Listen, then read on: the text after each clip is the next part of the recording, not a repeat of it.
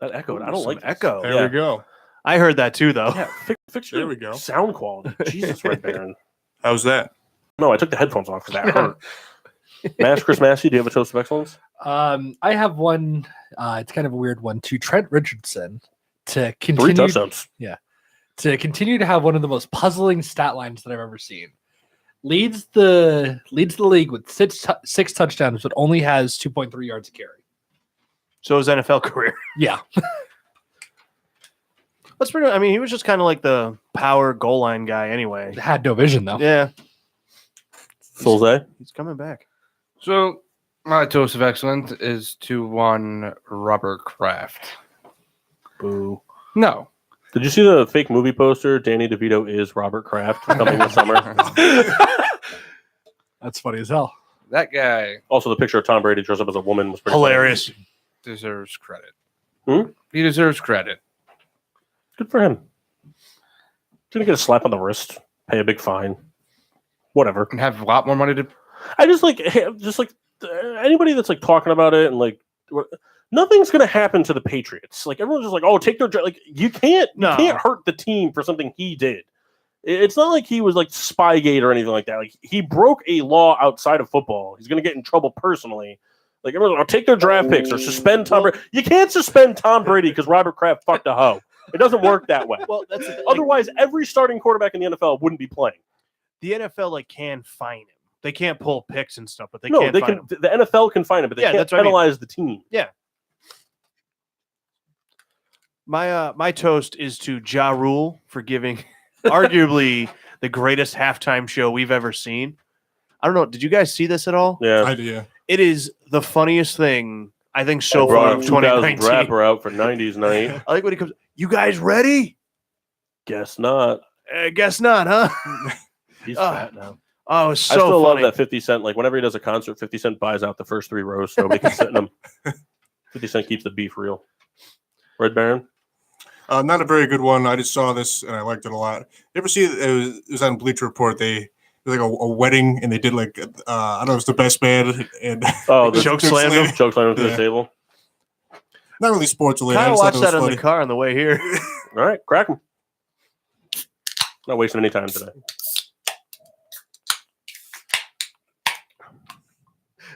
Nice. Nice waterfall. This is fucking fantastic. You like it? Oh yeah, let's get that real like. Why didn't you? I don't understand why you didn't like this. I don't know. It just tastes like a standard IPA. It could have been. It's just super bitter. It could have been It's because a little too bitter. it was the second beer I had. So I don't know. I like it. I'm all about it. All right, Mass's monumentous moments. So All we're, right. we're changing it up. Do you want to? Or you want me to do it? Yeah, I can do it. All right. So the Mass's monumentous moments. We're gonna change it up. You're gonna do the actual moments. I'm just gonna describe. You don't talk very Go well. ahead. It's like having a male Rebecca on the show sometimes. Ooh. Nah, just kidding. But so instead of doing just today in sports, because not every day is a great day in sports, Master's going to do this week. All right. So you're going to do like 5 to 8, whatever. It depends on how busy the week was, but it's going to be from today until Sunday. So this upcoming week in sports history. So anything notable. Mass's monumentous moments. Mass's monumentous moments. All right. This day, today, sorry, this day in sports history, Muhammad Ali TKO's Sonny Liston for his first world heavyweight championship title. So the great got his first. Now, February 26th, in 1935, the New York Yankees released Babe Ruth. February 27th. Nice crowd reaction on that. 1989, February 27th. Dallas Cowboys fire head coach Tom Landry after 29 years with the team. Wow. Got a great hat selection. March 1st, 1963, Mickey Mantle of the New York Yankees signs a baseball contract worth $100,000 total, which Keep in mind, we're about to see somebody sign $350 million yeah, that's a with the little Dodgers. yeah, Maybe that's that much. He's going to the Dodgers. Your dad thinks so. Wrong. Well, I mean, Your dad he's knows- not wrong. Your dad knows more Not baseball than necessarily. you. Your dad knows more baseball than you. Not more than Mock, though. Hmm. What else you got?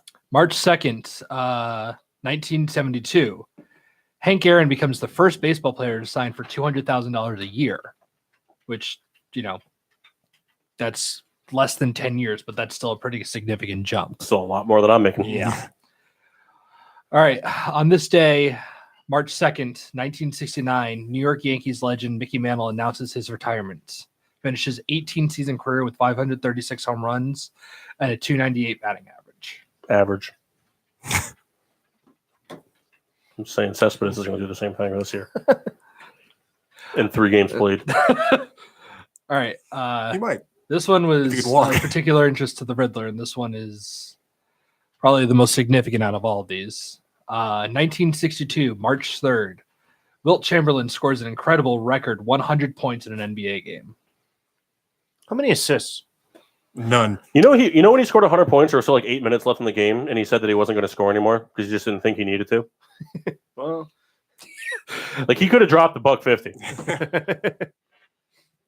Also, on top of that, I'd like it to be known that Mass asked me, that's got to be near the top, right? For most points scored. I don't know basketball. I don't know what you want I from was like, me. it's pretty close. it's up there. It's right up Jeremy Lin that one time. there. Well, because I don't know. I mean, Souls is probably the only one that would know this out of the other 3 of you. But I was telling him, I think there's a list of. I think it's only like 6 players all time. I think because someone did it recently this year. I think that have ever clipped the 70 point mark. I think it's only like 6. I think somebody broke. Didn't somebody score 70 this year? I thought he The did. last one to do was Devin Booker. That was Devin Booker.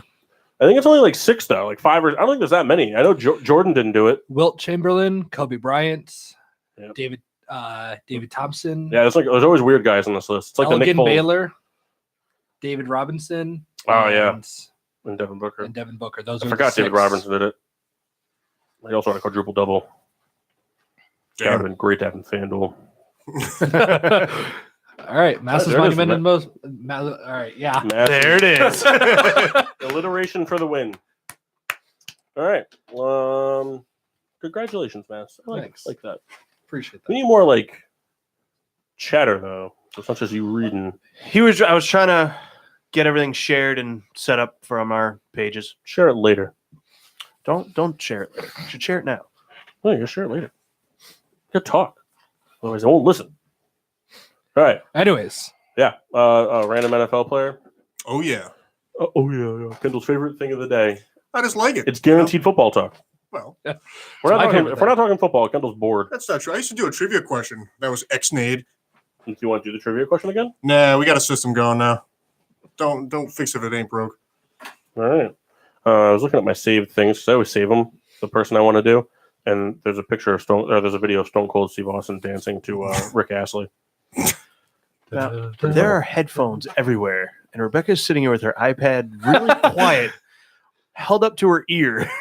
Yeah. I don't- Rebecca, I All right, have. this one hits home for the Red Baron. Do you want these? Wide receiver Roscoe Parrish, Hey. 5'10" wide receiver from Miami, Florida, who played for the Buffalo Bills from 2005 to 2011, and then a bunch of practice squads, but never, or like off-season stuff, but never made the cut again after. In his career, he had 1,502 receiving yards. He had 1,990 total return yards for 24 total touchdowns in 90 games. How many receptions? The player's name again one more time. Roscoe Parrish. Thank you.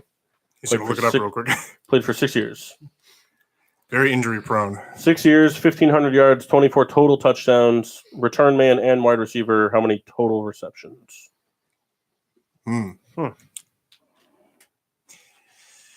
This is tough for me because it's like I feel like he didn't have a lot of receptions, but he was always on the field until he was hurt and Yeah. missed all that time.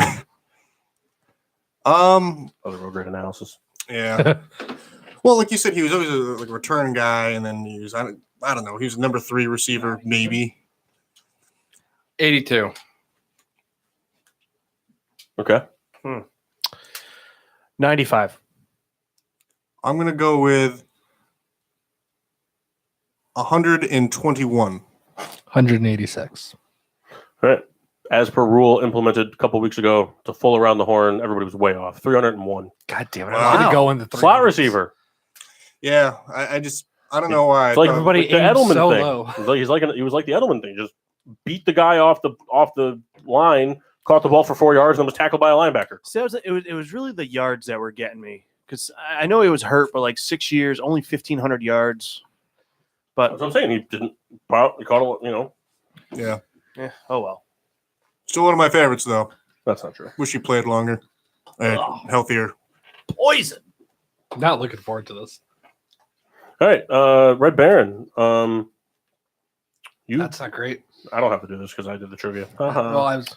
I don't know. I heard it around the horn. Done. Smelt it. Listen, it'll come back this way.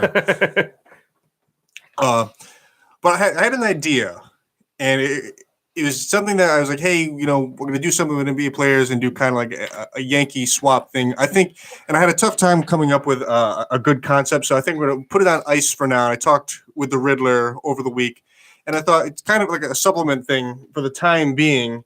What we could do, it's fun to do like a start, sit, cut thing. Now, it's usually see that, I think, probably more so for NFL than anything. So I had compiled here a few teams rather, and I tried to go out of the realm of like, oh, of course you're always going to start LeBron. So I tried to keep away from that a little bit, but I've compiled a couple lists here, and I don't know. I guess I'm going to just compose it to the room here, and then you guys will go down and then we'll see if it differentiates. So let me just pull it up real quick. I'll have to turn off Facebook so I'll be able to comment. Mark, that'll be I got the Facebook. your responsibility. Your responsibility, Wilbur. Dun, dun, dun. Wilbur, what's that? Like a Charles Webb line? I made it up. I always get this private stuff. What are we doing? We're doing Kendall's thing. He's listing his names. Is what? That's He's not gonna great. give us the start, sit, cut thing. Oh, he's just drinking. Well, he was doing his around the horn. You guys talk amongst yourselves. I was going to drink. All right. So I do have, if you guys want, I have the players' like stats. I kind of tried to pick some team leaders. So if you guys want that, I could pull it up for you. But if not, we'll just go for it. So the first team I have is the Hawks. The names I have are John Collins, Jalen Adams, Trae Young. Start, sit, cut. Souls, you want to start? Yeah, I'll start John Collins. I'll sit Jalen Adams, and I'll bench Trae Young. Now, do you want to elaborate a little bit on that? Yeah, John Collins is the best player on the team. Jalen Adams doesn't play. And Trae Young is good, but he's still young. Like, he's not John Collins yet. Now, Mark, would you like to hear any of these stats before making your decision? So we're doing start, sit, cut? Yeah. Okay. I'm starting Collins. Wait.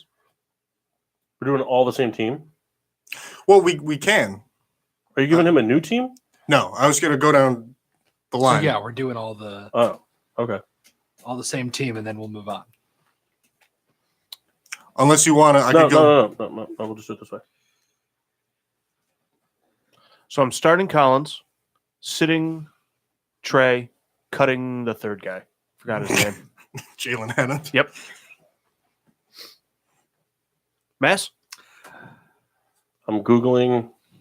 Who these people are? Now, I have, if you want stats, I Yes, have. give me the stats. All right, real quick, I have about 1 million tabs open here on my iPhone. It was the thing I deemed the best thing to do. I'm proud of you, Kendall. It was the best thing to do? I don't know. So John Collins is averaging 19 points a game. We have here Jalen Adams, who is a 100% free throw shooter, by the way. This is a pretty ridiculous stat. Trae Young is averaging 7.7 assists per game. He is also the team's leader in three-point percentage with 44.4% rather. And we get some more points per game for you. Well, Souls, I bet you're raising your hand. Yeah, Rita's just having a really good time over there. Sorry. It's loading. My bad. Really derailing. Riveting Hey, radio. Souls. What was your order again? You're gonna start John Collins. You're gonna sit Trae Young. And you're gonna cut Jalen Adams. There you go. Yep. All right, Riddler. What do you got? Yep. He Okay. agreed. That's Next that. team. All right. Wizards. Bradley Beal, John Wall, Thomas Bryant. All right, well, I'm going to sit John Wall because he's injured, but I don't want to cut him. Well, We going off this year alone? this year alone. Are we going? Are we assuming injuries? Because No. Injuries aside. all right, so Bradley Beal, John Wall, and who? Thomas Bryant. All right, so I'm going to start John Wall. I'm going to sit Bradley Beal, and I'm going to cut. Yep. C. I'm starting Bradley Beal. I knew he was going to. I knew he was going to do that. He hates John Wall. because he's not that good. He's better than Bradley Beal. They're way better without him. But he's better than Bradley Beal. No, he's not. I think he is. Bradley Beal scored more. Ooh. He shoots better. He defends better. I don't know about that. He does. I don't think he's that much. John better Wall than just Bradley gets steals. You can use those. That's it. Beal. That's important. Also gets beat a lot. It's important. Steals are important. Also tears his Achilles while sitting at home. But if you got no steals in 2K, your games would be a lot more frustrating for you. I would still win. Would you? Yeah, probably. I don't know. Golden State Warriors series without steals, don't think that's true. Anyway, go ahead. You can start Beal. It's fine. I know you're a big Beal dick writer. I just think he's better than John Wall. Anyways. So it's tough for a team like that, I feel, because it's like you got those two, like in Wall and in Beal, and it's like to have a third guy. I picked Thomas Bryant because he was the highest percentage shooting on the team this year. Well, that's because he plays about 15 minutes a game, and all he can do is dunk. Well, be that as it may, he's still the team leader. All right. Anytime you see the team fielding percentage, it's usually the center. Remember that. Sometimes. All the time. Sometimes. All right. Hornets. Cody Zeller, Jeremy Lamb, Bismack Biyombo. Oh, it didn't go Kemba. Yeah. I'm ready to go Kemba. No. We're starting Bismack just for the name. Bismarck E. Go first. Say the three names again, please. Cody Zeller, Jeremy Lamb, and Bismack Biyombo. I'm going to. You want me to go first? No. All right. I'm going to start Cody Zeller. Sit Jeremy Lamb. Sorry, Bismack. You're cut. I'm starting Zeller, sitting Biyombo, and cutting Jeremy Lamb. The whole time. Oh, go ahead, Kyle. Oh, go ahead. I don't know if that's what Mock said. Well, no, I had the cut and sit different. The whole time I was saying mine, I was waiting for Kyle to like stare daggers at me, and it didn't happen. Well, it's funny because I remember He stared at me instead. the Mike Mock rule that if you don't know the player's name, then they're not good. It works in the NBA. If I don't know your name, you must be terrible. I'm starting Jeremy Lamb, cutting Bismack, sitting Cody Zeller. I don't like Jeremy Lamb. I don't think he's good at all. UConn, great. Better than those three. Those two. I don't know. I think they're all pretty much in the same Bismack boat. is terrible. But I think that Jeremy Lamb only looks somewhat decent because he's on that team. That's it. Hey, I agree with you, but that Bismack sucks and Cody Zeller is not much better. I like Cody Zeller. We saw that guy play, didn't we? Yeah, we saw all of them play. I wish I knew who Bismack was then. Actually, no, we didn't. He wasn't there. Thanks, Kyle. You liar. I'll do private sack for it. Reed, what do you got? Send it this way. I also picked Bismack because he was the team leader in blocks. With one per game he's averaging. No, Just one total. no, at one per game. But with a name like that. Can you imagine how bad the team would be if the leader was with one all season? Miss, you want to sneak that down to Souls there? All right, now this one is kind of like the 76ers. So I think we all kind of know how it's going to go. It's Embiid, Ben Simmons, and Jimmy Butler. Start, sit, cut. I was hoping that this one was going to perhaps generate some more. Well, I think we're all pretty much in agreement here that we cut Embiid. We sit Ben Simmons, and you start Jimmy Butler. Matt, go first. Is that your actual one? No. Go ahead, Mass. Joel Embiid starts. All right. Simmons sits. Hold on. Simmons sits, and who's the third one? 'Cause Jimmy Butler. Bye, Jimmy. Start Embiid, sit Butler, cut Simmons. You're starting Embiid, sitting Simmons, cutting Butler. Yep, I agree. Now, is this Souls because you're such a big Simmons fan? That's a real tough one. Simmons has a much higher ceiling, but for right now, Jimmy Butler can defend better than Simmons. He's a better scorer. Simmons is a really very above average all-around player that's going to be a great all-around player one day. But for right now, and for me, with Embiid and Butler, you can fill in the rest of the team. And you know you're going to get the scoring from those two. Because like when Simmons has an off night, you're missing like what? Like if he's only dropping 5 points, what are you missing? You're missing like what, 10 to 12 points? Would he average 17 a game? Around there. Like Butler's been a little different this year. Like Butler this year isn't a representation of what Jimmy Butler is, because Jimmy Butler wasn't happy in Minnesota. He kind of had a little bit of a rough transition. Like he came in really hot for like 3 games for Philadelphia, hit that game winner, then kind of like 2 game winners. Then he kind of like had like a weird transition. And I don't think that was on him. I just think the team was kind of like meshing to what they need to be. The team's figuring out what their identity needs to be when they go into the postseason, because they're going to make the postseason. It's just a matter of what number they are. So they're all kind of like figuring themselves out, even with the addition of Tobias Harris and Boban still. So like for me, like right now, like come playoff time, I think like Butler would be more beneficial than Simmons, in my opinion. But that's a tough one. I mean, all of them can start. Well, fuck your opinion. They could all start. Cut them all. Trade all 3 for Anthony Davis. No shot. That's a big loss trade. So I wouldn't trade all 3 of them for the rights to the Pelicans franchise. I'm pretty sure that Waste Management dumpster removal is worth more than the Pelicans. Oh. All right. That's actually very lucrative real business. quick, John Ozona tuned in, said great shows. Hi, Mikey. No. Cool. Call him Smiley. Mikey? Yeah, my family does. Really? Yeah. Good thing we're family. I've had it.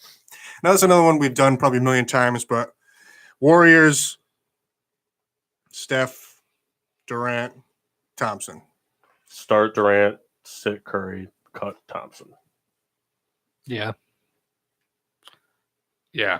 I mean, is it really that, set in stone? The problem is that Curry has proven Clay is by far superior in all defensive categories over Steph. I personally think that perimeter defensively, I think Clay's the best perimeter defender out of all 3 of them. I think Durant can do more down low, and he's got the length to, like, if you beat him, he can recover with the length. So, like, they kind of like are even in my eyes, but Durant is a proven top-notch scorer, proven top-notch defender. He gets the start. Curry kind of lacks defensively a little bit. He can create his own shot. He's got an amazingly quick release and outstanding range. Like, I think Clay is a better pure shooter than Curry. I think Curry's better off balance and has the range. But Curry's proven that he can consistently drop 30, whereas Clay hasn't. Like, Clay's either going to get you like somewhere in like the 15 to 20 range, And then he'll explode for 53 sometimes. in 5 minutes With 4 dribbles. after missing practice. While Yes. eating a hot dog. I was trying to think of something to keep that going. That Kyle made me laugh. All right, so piggybacking off of that, Boogie, Pistons Draymond, Iguodala. doing the same thing. Yeah, so in that situation, you start Boogie, sit Draymond, and cut Iguodala. No more love for Iguodala, too old. No, he's just not on the same playing field as those guys. He gets minutes. Yeah, Yeah. he gets minutes. Doesn't mean he's that. What is that? Stanley He gets Johnson minutes. gets minutes. Yeah, And he deserves it. No, he doesn't. Well, Iguodala deserves more than Stanley Johnson does. Of course he does. Well, there. Well, thank you for aiding my point. fucking tattoo criminal for the Sixers gets minutes. What's his name? Mike Scott. Mike Scott. He gets minutes. He was supposed to be in jail. Yeah. What do you do? We're going by You Mox remember? rules, though. He Doesn't was know the guy name. that got caught with a lot of weed. Oh, I feel like I remember that. A lot of weed. How much weed are we talking? He was supposed to go to jail for like 20 years. Like trafficking weed? Lots of weed? Yeah. Like enough to get an intent to sell charge. And then like They said whatever. Adam Silver's his lawyer. Scott Boras stepped My in. client. My client. All right, so no love for Iguodala. That's fine. That's It's not that fine. There's no love for Iguodala. I like Iguodala more than I like all three of the other two. But if I'm trying to build a before they franchise, fall, yeah. You know what? I'm starting Iguodala. Cutting green. It'd be like if you told me Klay Thompson, Wizards Jordan, and Blazers Scottie Pippen. Like, sorry, but I got to start Klay in that situation.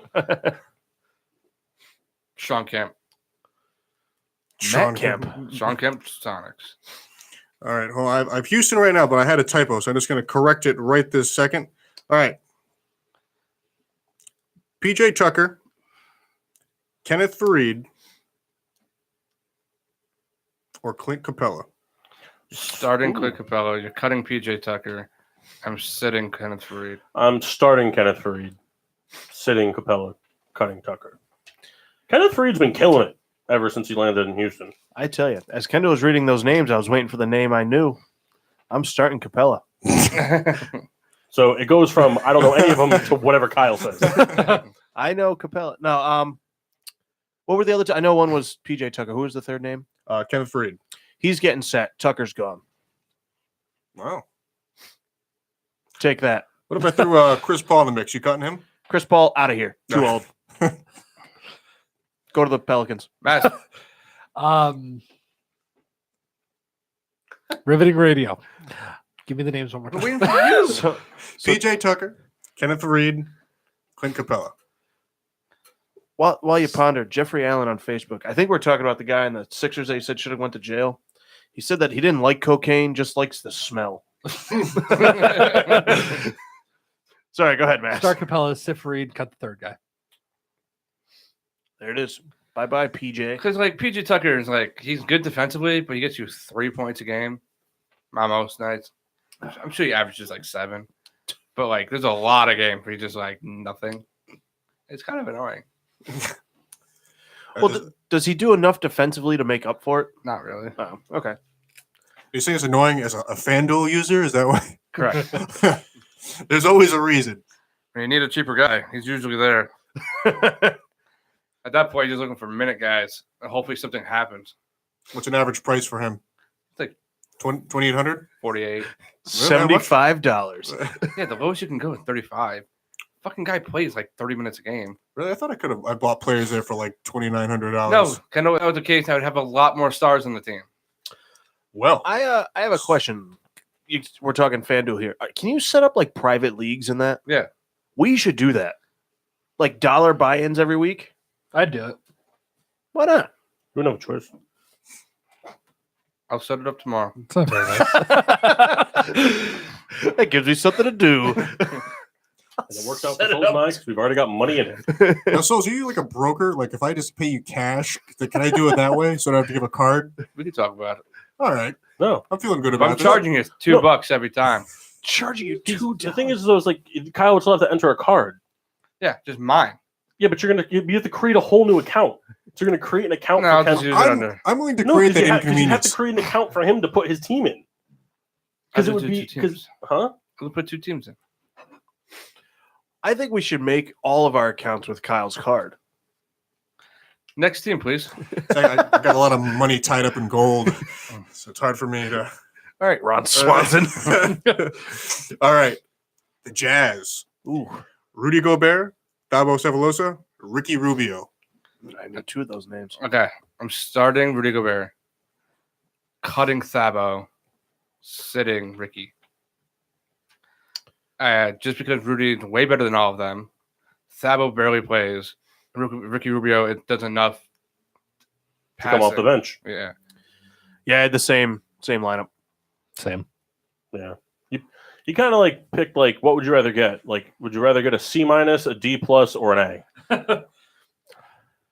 From history, I mean, at least for me and Kyle, we usually went with the D. So and end up in summer school together. That only happened once. But we had a lot of time playing baseball afterwards. All right, we'll move on to Portland. Myers Start Leonard, Lillard. Evan Turner, and a big fan of this guy's name, Jusuf Nurkic. Okay, again, you did the same thing. So wait, hold on. What do we do? Nurkic? Who? Yeah, can you say the three? Evan again? Turner and Myers Leonard. Myers Leonard. Okay, so I'm gonna start Nurkic, Okay. and I'm gonna sit. I already forgot the second guy again. Evan Turner. I'm trying to do like 60 things over here while we're doing this, and then cut Leonard. Yeah, because my Leonard also doesn't play. He also just sucks. Good story. Sucks. Listen, he's a team leader. You want to know what he's a team leader in? He plays 9 minutes a game. What does he lead in? Hold on. Turnovers, Let me 3-point percentage, Kendall? Let me get up my free throw percentage. He is the leader in 3. 47%. Because he Damn. takes like Yeah. 12.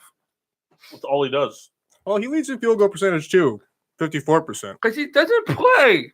Actually, he won't. He doesn't lead in field goal percentage.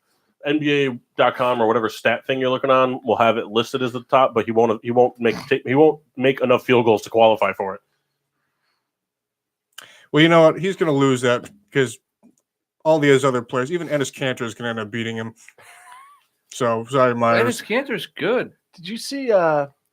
After he signed there, they like won the first game. He's like, "Huh? So this is what winning is." Real smug. Like, thanks, guy. Aren't you wanted? The Clippers. This is interesting. Danilo Gallinari, Lou Williams, or Montrezl Harrell. Ooh, Good one. yeah. I'm gonna start Harrell, sit Williams, and cut Gallinari. And my reasoning is because Lou Williams is best off the bench. Damn it. I'm going with the same thing for the same reason. Don't sound so mad about I it. I can't keep Gallinari over Lou Williams, but I can't start Lou Williams because he's not going to be as good. Every time Lou Williams comes off the bench, he scores like 29 points a game.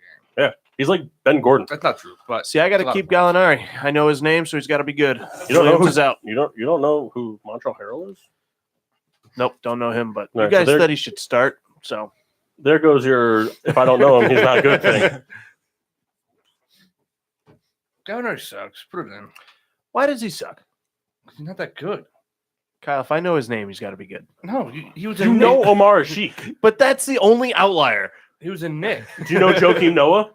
Yeah, but Okay. he was good. But he's not. But he was Actually, he's actually doing pretty good in Memphis right now. You know who Sheem to beat? Nope. Liar. You're bullshit. Are you Do I? the Yukon guy? He Hashim was Thabit? 7'3". The name doesn't sound familiar. That's why I said that. You might know him Okay. as the DJ Do you know? Hashim Do you know Thabit. any Yukon player besides Ray Allen, Rip Hamilton, and Kemba Walker? Yeah, Jeremy Lamb, Shabazz. There you go. I know them. No, he wasn't They're on that terrible. team. He was on the Rudy Gay team. Rudy Gay also not that good in the NBA. Roger, get that to your boyfriend, please. I don't want your beers. Okay. The Riddler's trying to work. Right. Mass is just forcing We all know that. Get out of We all my know face. that if this was Baron, I handed it to him, it'd be gone in half a second. I Next got that team. pub beer for free from Jack. Next team, bro. I got the pub Yeah. beer for free. I got you. Thanks. All right. The Bucks. Cut Giannis. Malcolm Brogdon, Chris Middleton, Eric Bledsoe. Ooh. Massey, take the reins on this one. No, I would rather not. Take it. So wait, Brogdon, Bledsoe, and Middleton? Yeah, take the reins. All right, I'm going to start Brogdon, bench Bledsoe, and cut Middleton. Okay. Give him the Thanks. All right. So anyway, Mock, I'm gonna go ahead and let you go next. Here's a hint. Don't say same. See, I'm starting Bledsoe.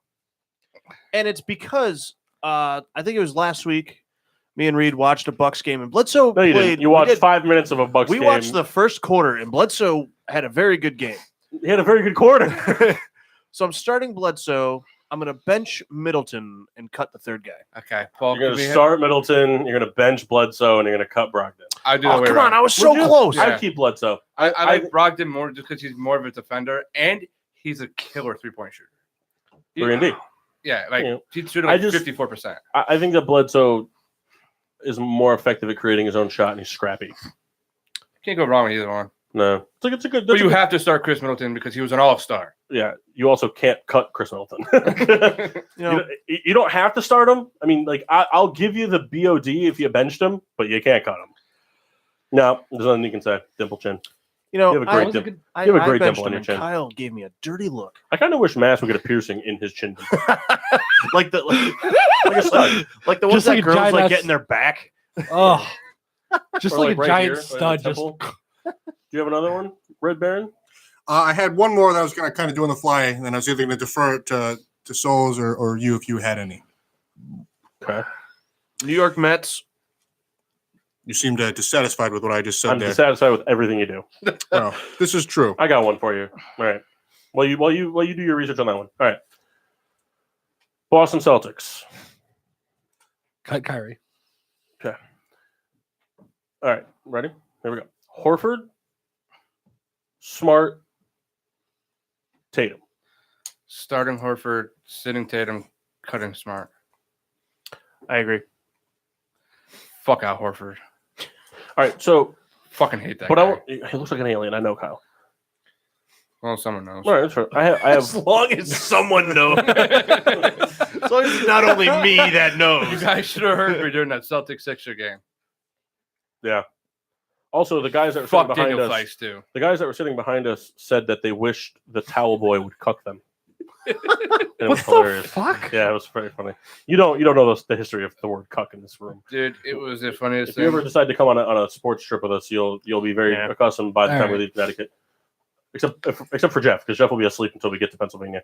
I have one other one. What do you got, Riddler? All right, Hit us. you ready? Yeah. All right. Lonzo Ball, Kyle Kuzma, Brandon Ingram. Okay. Starting Kuzma, sitting Lonzo, cutting Ingram.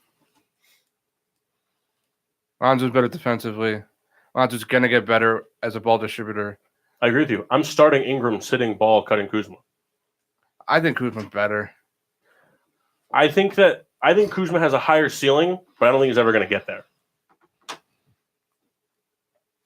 I think he's going to be one of those You want to know people. the truth? They're the same goddamn player. Right, but I think Kuzma's going to be more like a Rudy Gay. Like Rudy Gay came in with like all this potential, and he came out pretty good. And he's played throughout his NBA career. He's a very serviceable player. Could start for a lot of teams and whatnot, but he's just never taken that next step. And I think Kuzma's gonna bottom out before he gets a chance to reach his actual potential.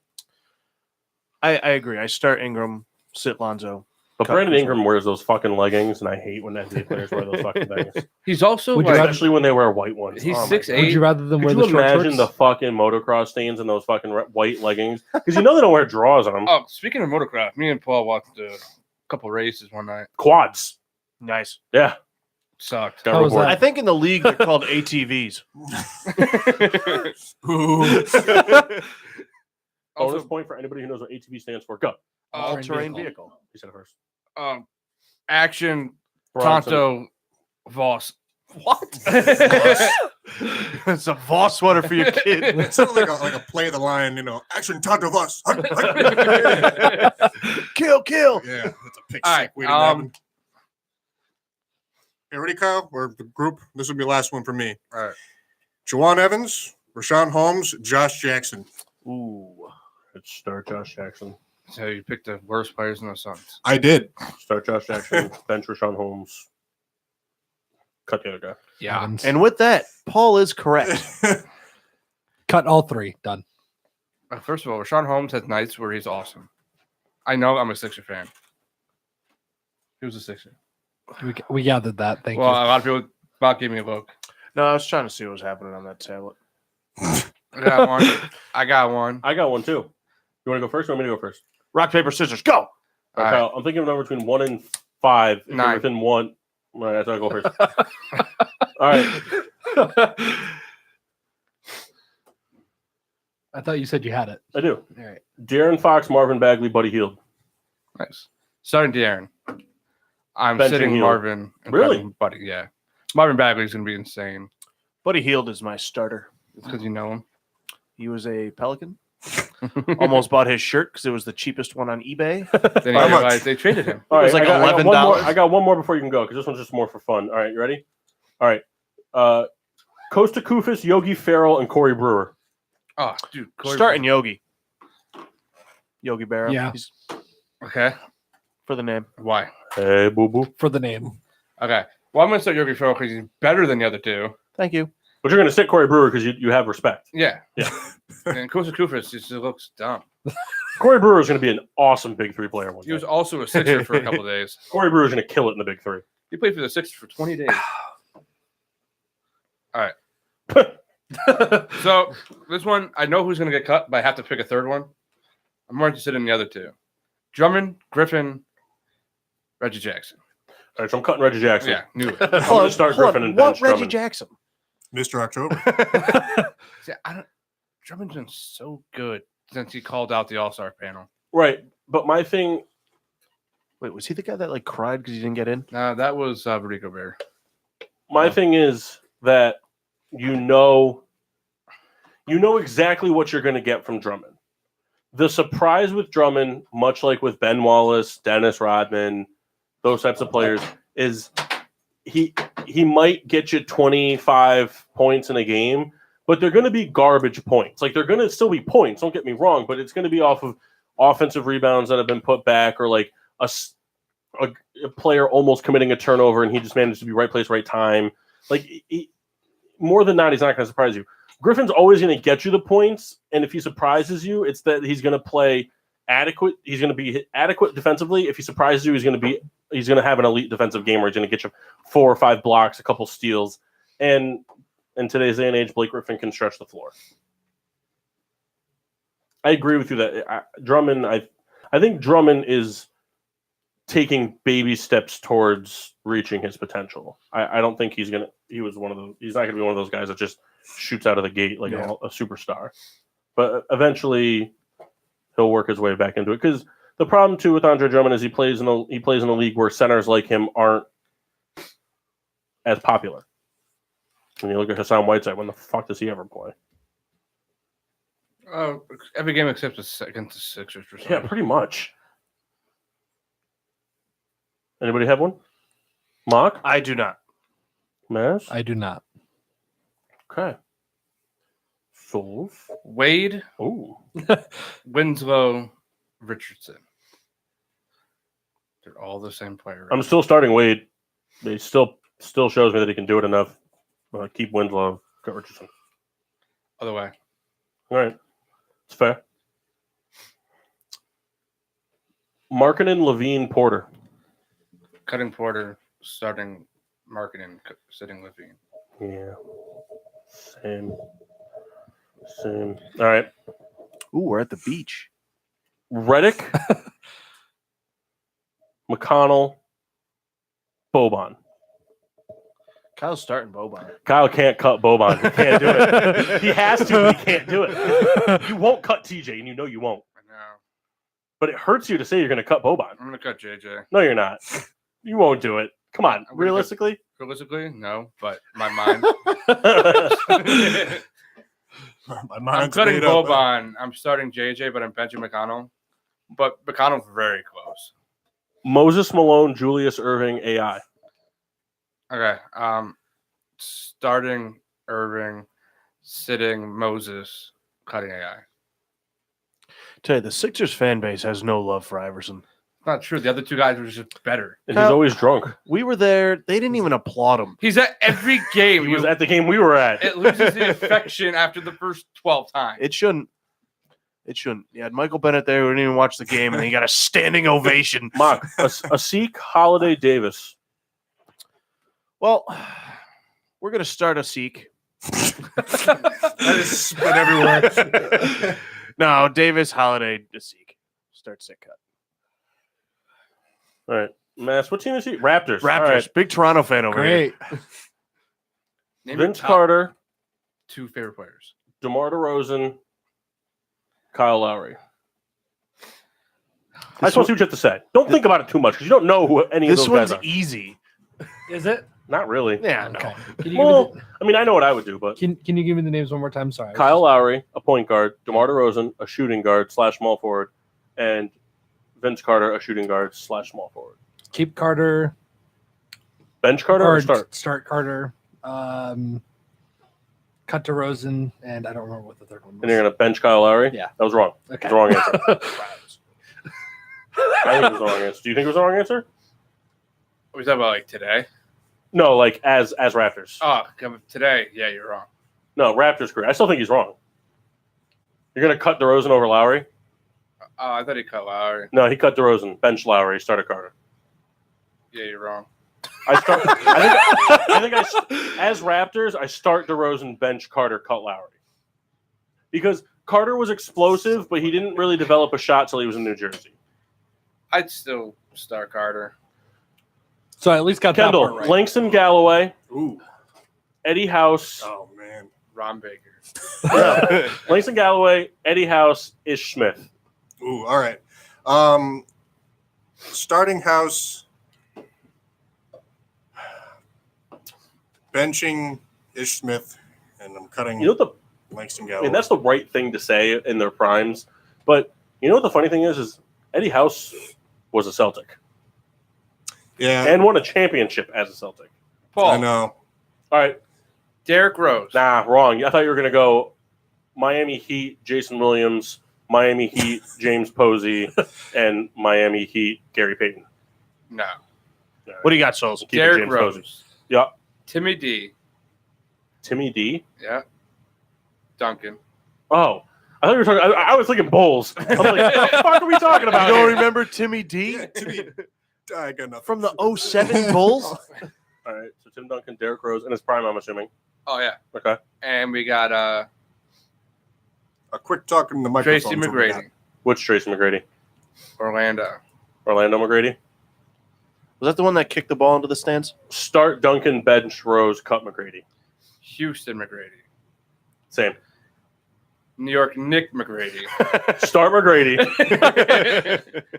You going like Shanghai McGrady? Like, he didn't do shit. All right. I Marbury. don't know what time we're at. Are we at a time We yet? got a couple minutes. All right. Marbury. You got 5 minutes. Marbury, Fredette, Yao No, Ming. I got you. Grizzlies, Pau Gasol. No. Change my mind. All right. Russell Westbrook, Timberwolves, KG, and Dirk. All in the prime. Starting KG, sitting Dirk, cutting Powell. Not Powell. Westbrook. I actually got that right. It's easy to say when you didn't say anything. It's also the big ticket, baby. Damn straight. The only guy that literally. What about a start sit cut for the big three in Boston when they won the championship? Ray Allen, Paul Pierce, Kevin Garnett. Fuck Paul Pierce. Wow. I mean, I agree. Like, that guy was just like, he was like a loaf of white bread that you left in the toaster too long that could shoot a three. That's pretty much what Paul Pierce was. Yeah, I'm starting KG sitting Ray Allen. All right. I like that. I just fucking hate I love Paul. KG's pregame ritual, having like a makeout session with the Powder. padding. And then he hugs the ball. Paul Pierce is he on TNT or ESPN? He's on ESPN. Right? No, He's terrible, I think though. He's on NBA. NBA. What are you talking about? Paul Pierce is on. He's on ESPN. Is he on ESPN? Yeah, because me and Kendall usually see him. Kevin Garnett's on TNT, and it's fucking hilarious. Mm. But Pierce does such an awful The job. interview with Kevin Garnett and fucking what's his name there? Fuck. The suits. yeah, I can't think of his name either. Fuck, what's his name? Just The guy, the court sideline reporter for the NBA for TNT. Kyle, sideline reporter, Craig Sager. Yeah. That one. I knew if I said Kyle's name, I'd think of it. That's usually how things go.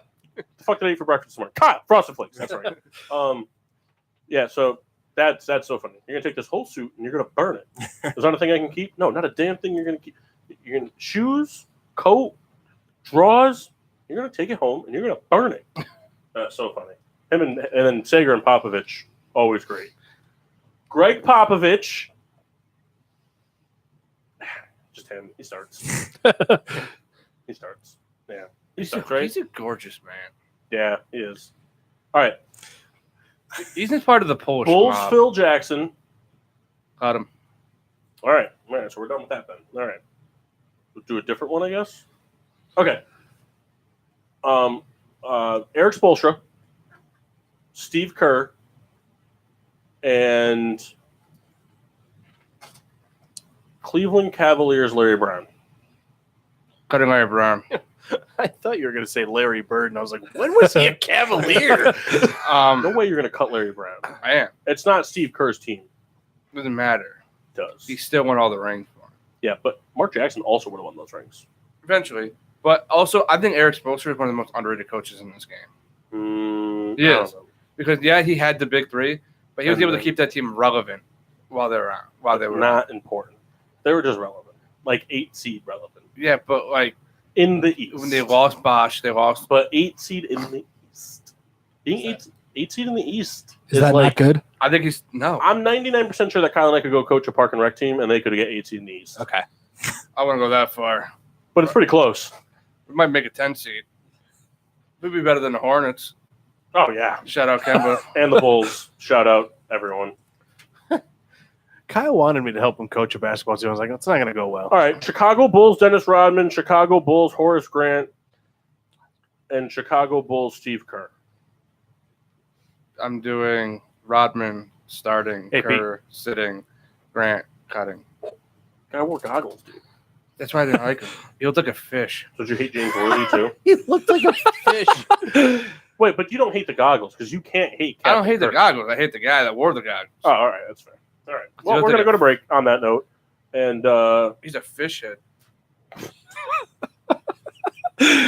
We'll see you guys when we come back. All right. Get out of here. That was a terrible cutoff. Calling the shots. Hey, God. Quick mock. Eric Flowers, post-retirement Tiki Barber. Jeremy Shockey.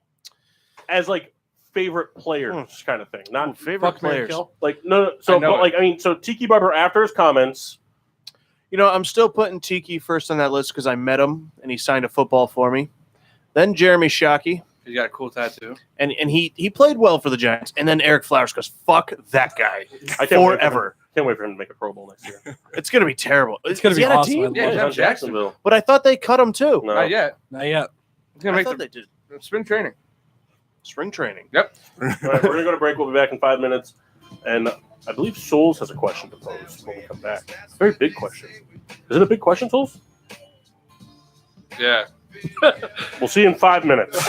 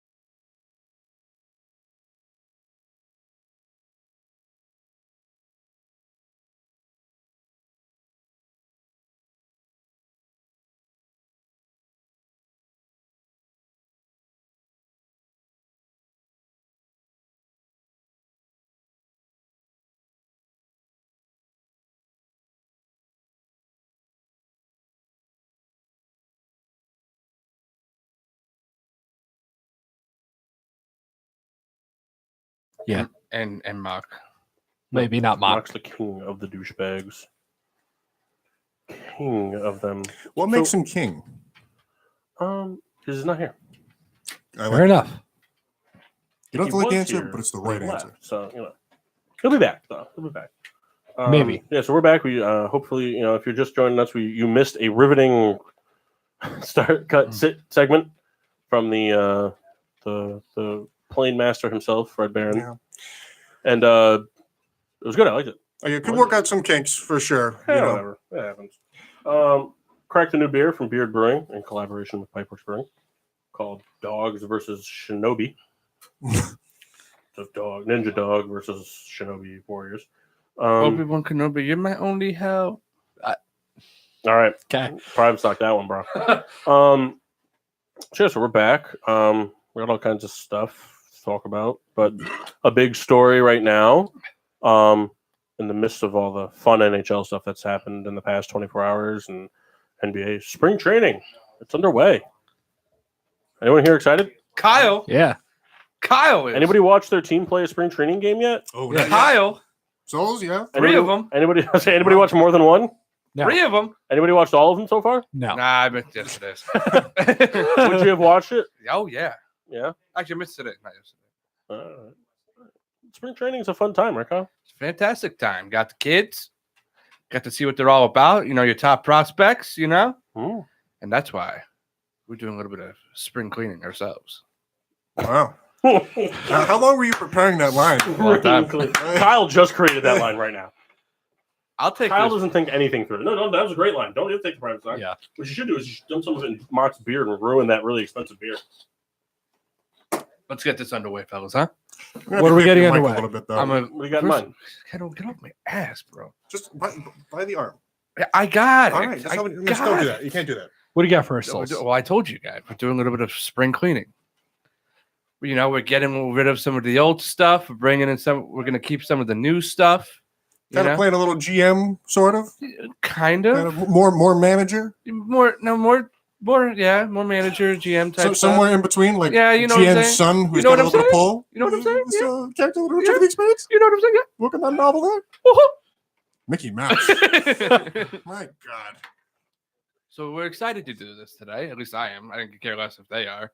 But so today we're gonna Typical do. Souls. Today we're gonna do our own spring cleaning. We're gonna rip apart some of the stuff. We're gonna get rid of it. Like I said, we're gonna box some stuff up. We're gonna get rid of some stuff. You know what I'm saying? All right. So first thing Yeah. First thing I'm gonna talk about. The San Francisco Giants. They're hurting. They're hurting in the outfielder stage. They're hurting for offense. They're hurting behind Bumgarner. They're hurting. They're not what they used to be. And I would like to ask, Kendall, what do you think that the Giants should do? Who do you think they should keep? Who do you think they should move on from? We should never let Kyle take the reins. No, I'm just kidding. Etc. Well, Souls, you're right. The old gray mare ain't what she used to be.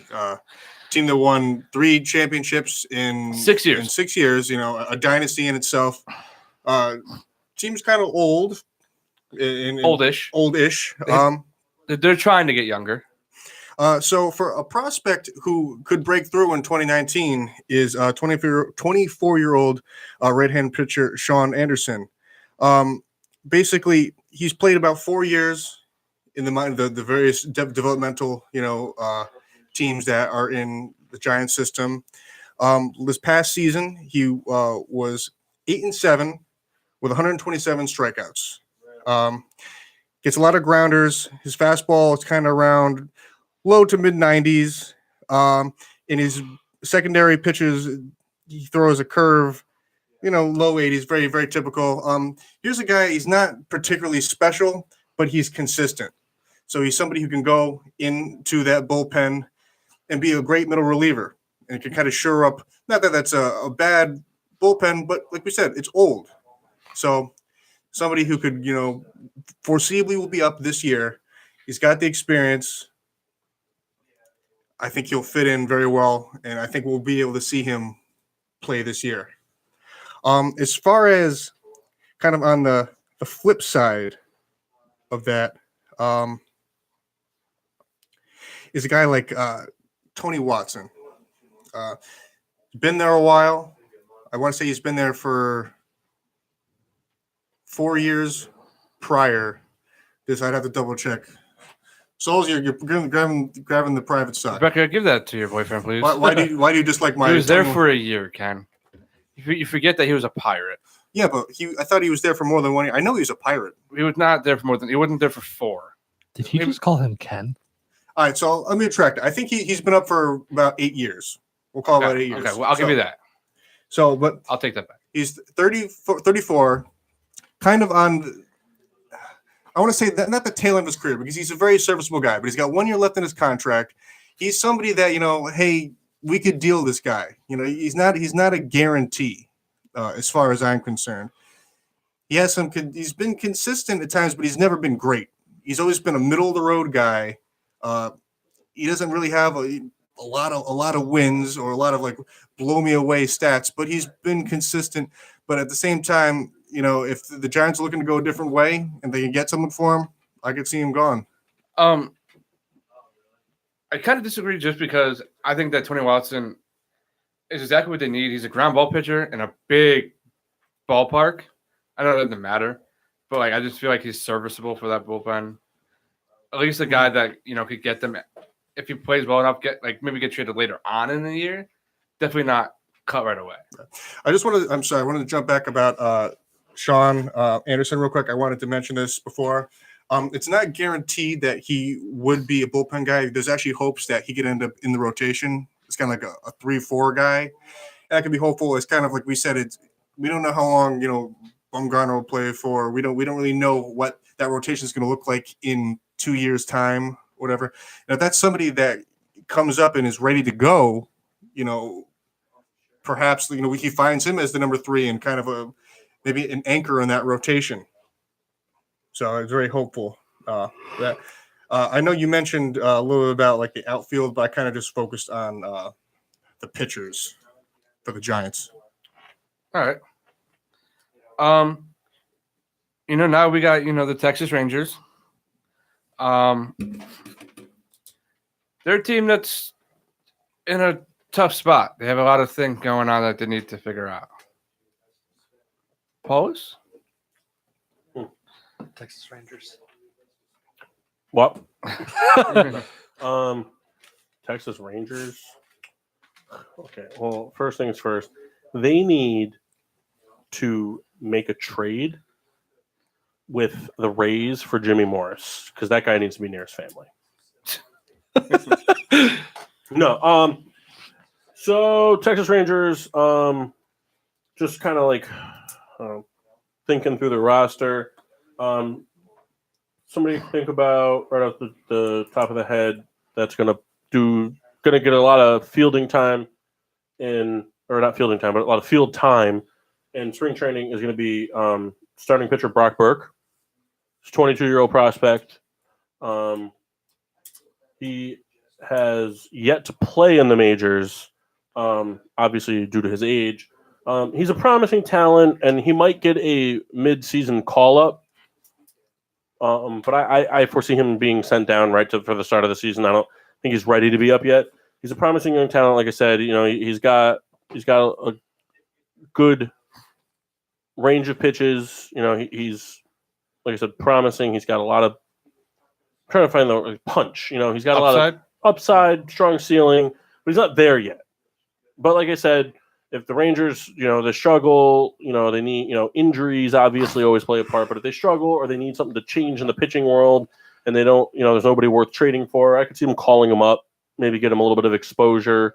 It's not uncommon to see a young guy get rocked in the majors a couple times, but it kind of sets the tone for them, kind of gives them something to work off of. But last year, he was 9-6, and he was right above a 3 ERA, and he only gave up 3 home runs in 25 games. Yeah. Looking at some stats right now. Somebody who definitely late in the year, could definitely be. Why don't you shut your mouth? I already said, okay? I'm just trying to help you out. And then another person I could see being not a part of the final roster, catcher Jeff Mathis.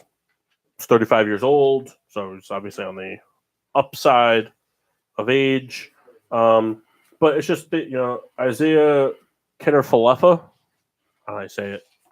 But he's their starter, and Jose Trevino is, I think, a better backup than Jeff Mathis. Mathis has more experience, but Trevino is similar in terms of defensive abilities, and I just think he has more offense to offer, and he's younger. So if he comes, if he fills in the backup role, and every time he plays, he's lights out, trade bait, whatever, But I definitely see at 35 years old, I don't see Mathis being sent down. I would see him being more out the door. Jeff Mathis always seems to find his way on like a shit ass squad. Makes his way around. He'll be a white talk. Another thing about the Rangers, which is interesting, they recently signed Hunter Pence to a minor league contract, which I can personally see him making the team just because it's Hunter Pence. And Tell me, trade for Jim Morris.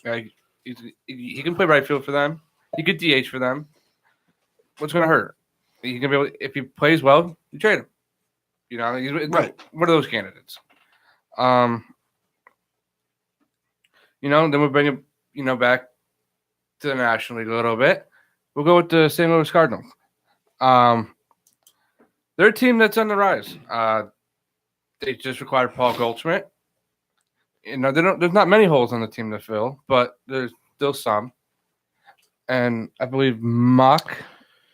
Yes, I had the Cardinals. Now I listed 2 players here. One that I think can kind of break in this year and be effective for that team. The Cardinals are one of those teams that are always in the mix somehow. Like they're always, in that playoff hunt. They have a left-handed pitcher in their farm system right now, Genesis Cabrera. He came over from the Rays. I think it was in the Tommy Pham trade, but had a real strong winter season and will probably make the team some point during this year coming out of the bullpen. He was doing a lot of work as a starter, but he moved to the bullpen. He was throwing harder, had better command, like just a better reliever than a starter. If the season doesn't go how they think, I think we'll see the Cardinals try and move Matt Carpenter again. They kind of tried last year and nothing happened, but this could be the year where they try and move them and, build more farm system assets to get, over the hump within the next couple of years. Thinking like a contender late in the year. Yeah, I think if they're in the mix, Carpenter's not going to move. But like if they kind of fall off, we may see him try and move them to build for next season. Okay, what do you think? I don't see him moving Carpenter at all. Just because he's basically been the face for a couple of years now. He's just one of those players. He's a hard-nosed player. Plays a lot of heart, plays dirty, does all the little things right. I don't think he's one of those guys that can be moved. He's probably going to finish out his career as a Cardinal. He's pretty old now. He's like 32, 33, maybe even older. But he's still I don't see them ever moving on from him. It almost happened last year. But now they upgraded first base. Now they have actual pop in that lineup to protect everybody else. So I don't see the Cardinals being bad. What I'm saying. No, I agree.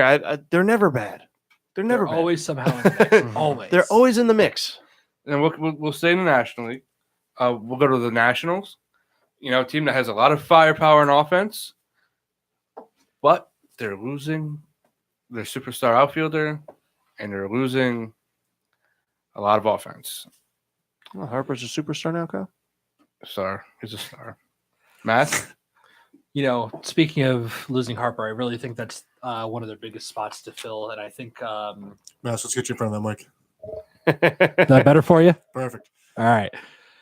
One of the pieces they're going to use is Victor Robles. I think that's how you say his last name. Correct.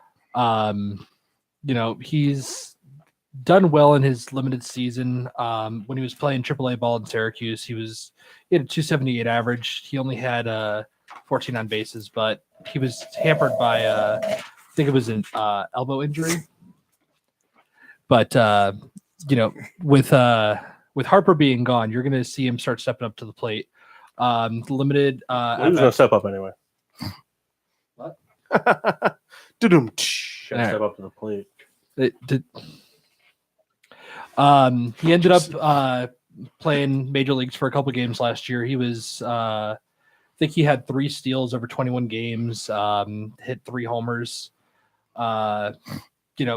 Showed a little bit of promise, but they're going to need young kids to step up in the absence of Harper, and I really think that he's going to be the one to step up and fill the shoes.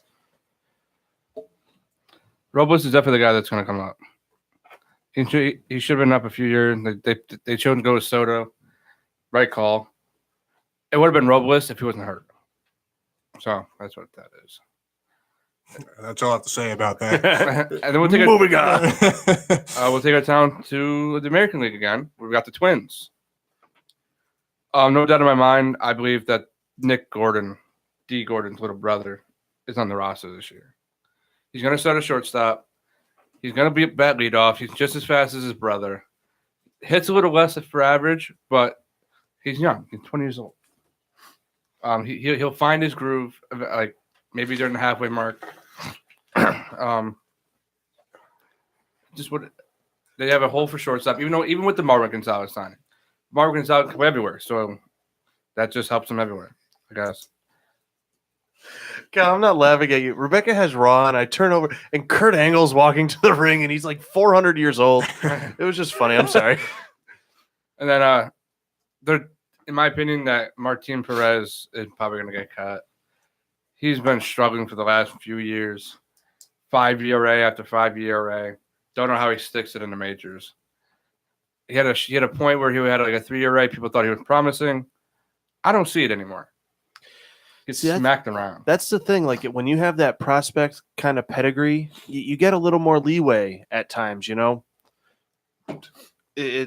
see guys kind of hang around maybe longer than they should, just because of what we thought they were going to be. Kyle Farnsworth. Hate that guy. We'll stick to the AL. We'll go with Toronto.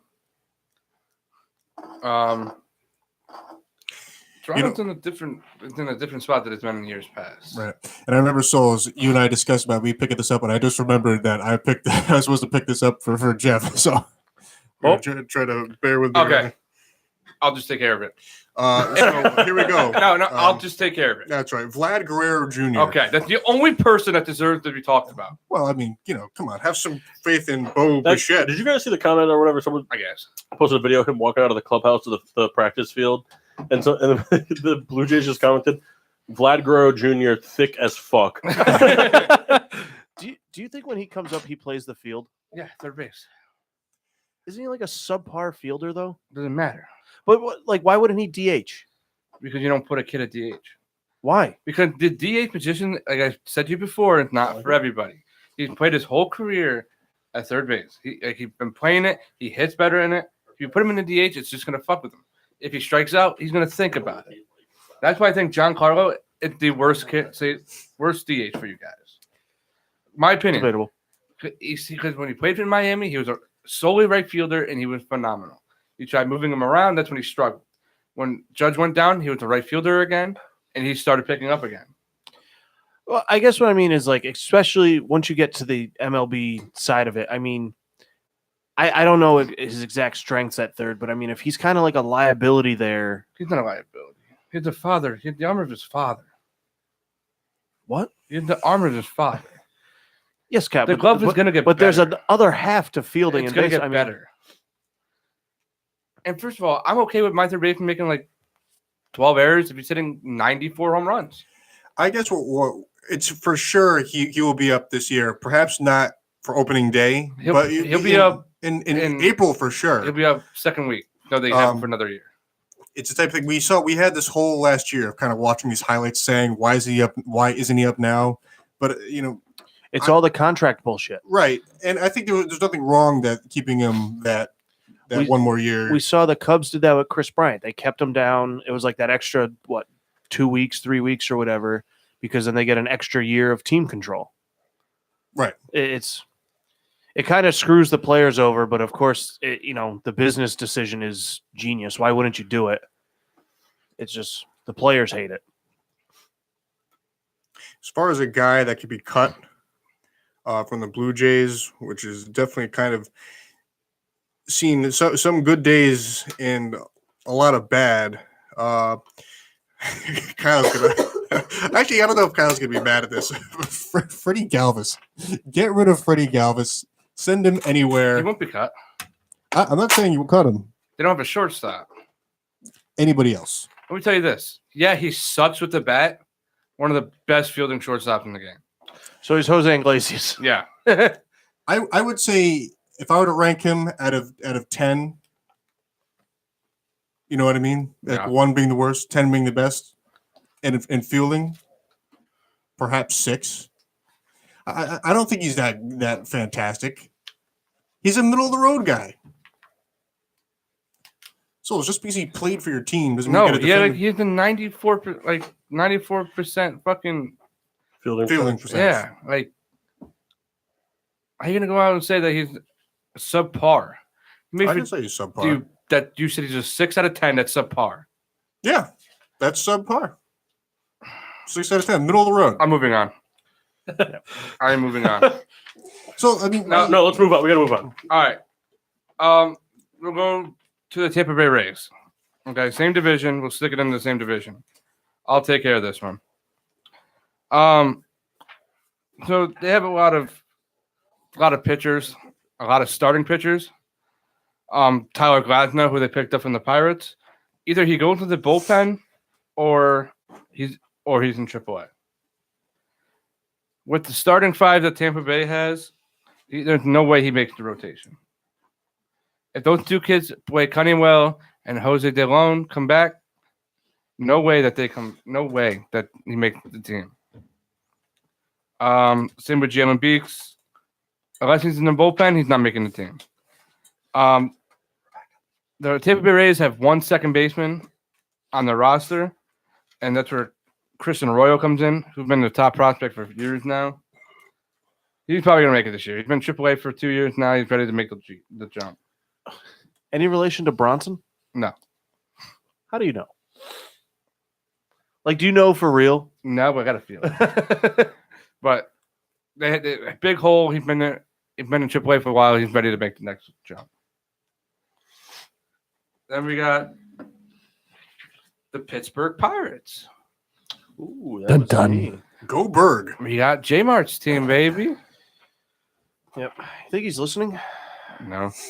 So, the Pirates are another team that usually make the wild card, and that's it. Usually lose that game.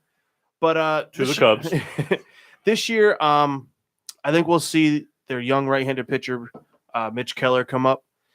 He moved up to AAA last year. Slow start, but then figured out, finished it pretty well. It's real young. I think he's only like 21, 22 years old, which really irritates me. But he does. He's got a ton of room to grow. I mean, he can come in and be like an instant asset for that team. And possibly, I mean, I don't think he'll be their ace, but he, add depth to a starting rotation. They also signed Melky Cabrera to a 1-year deal. Thought that guy was gone. But he kind of can fill a need for them as like that 4th outfielder, assuming he has a decent spring and hangs around. But I don't think he's on the team for the whole season. They got a couple guys injured. Once they come back, I think he's gone. If he's playing well, they'll trade him. But I went to a Mets Braves game once, and in warm-ups, some guy in the stands was yelling, "You got fat, Milky! You got fat!" I'll always remember that.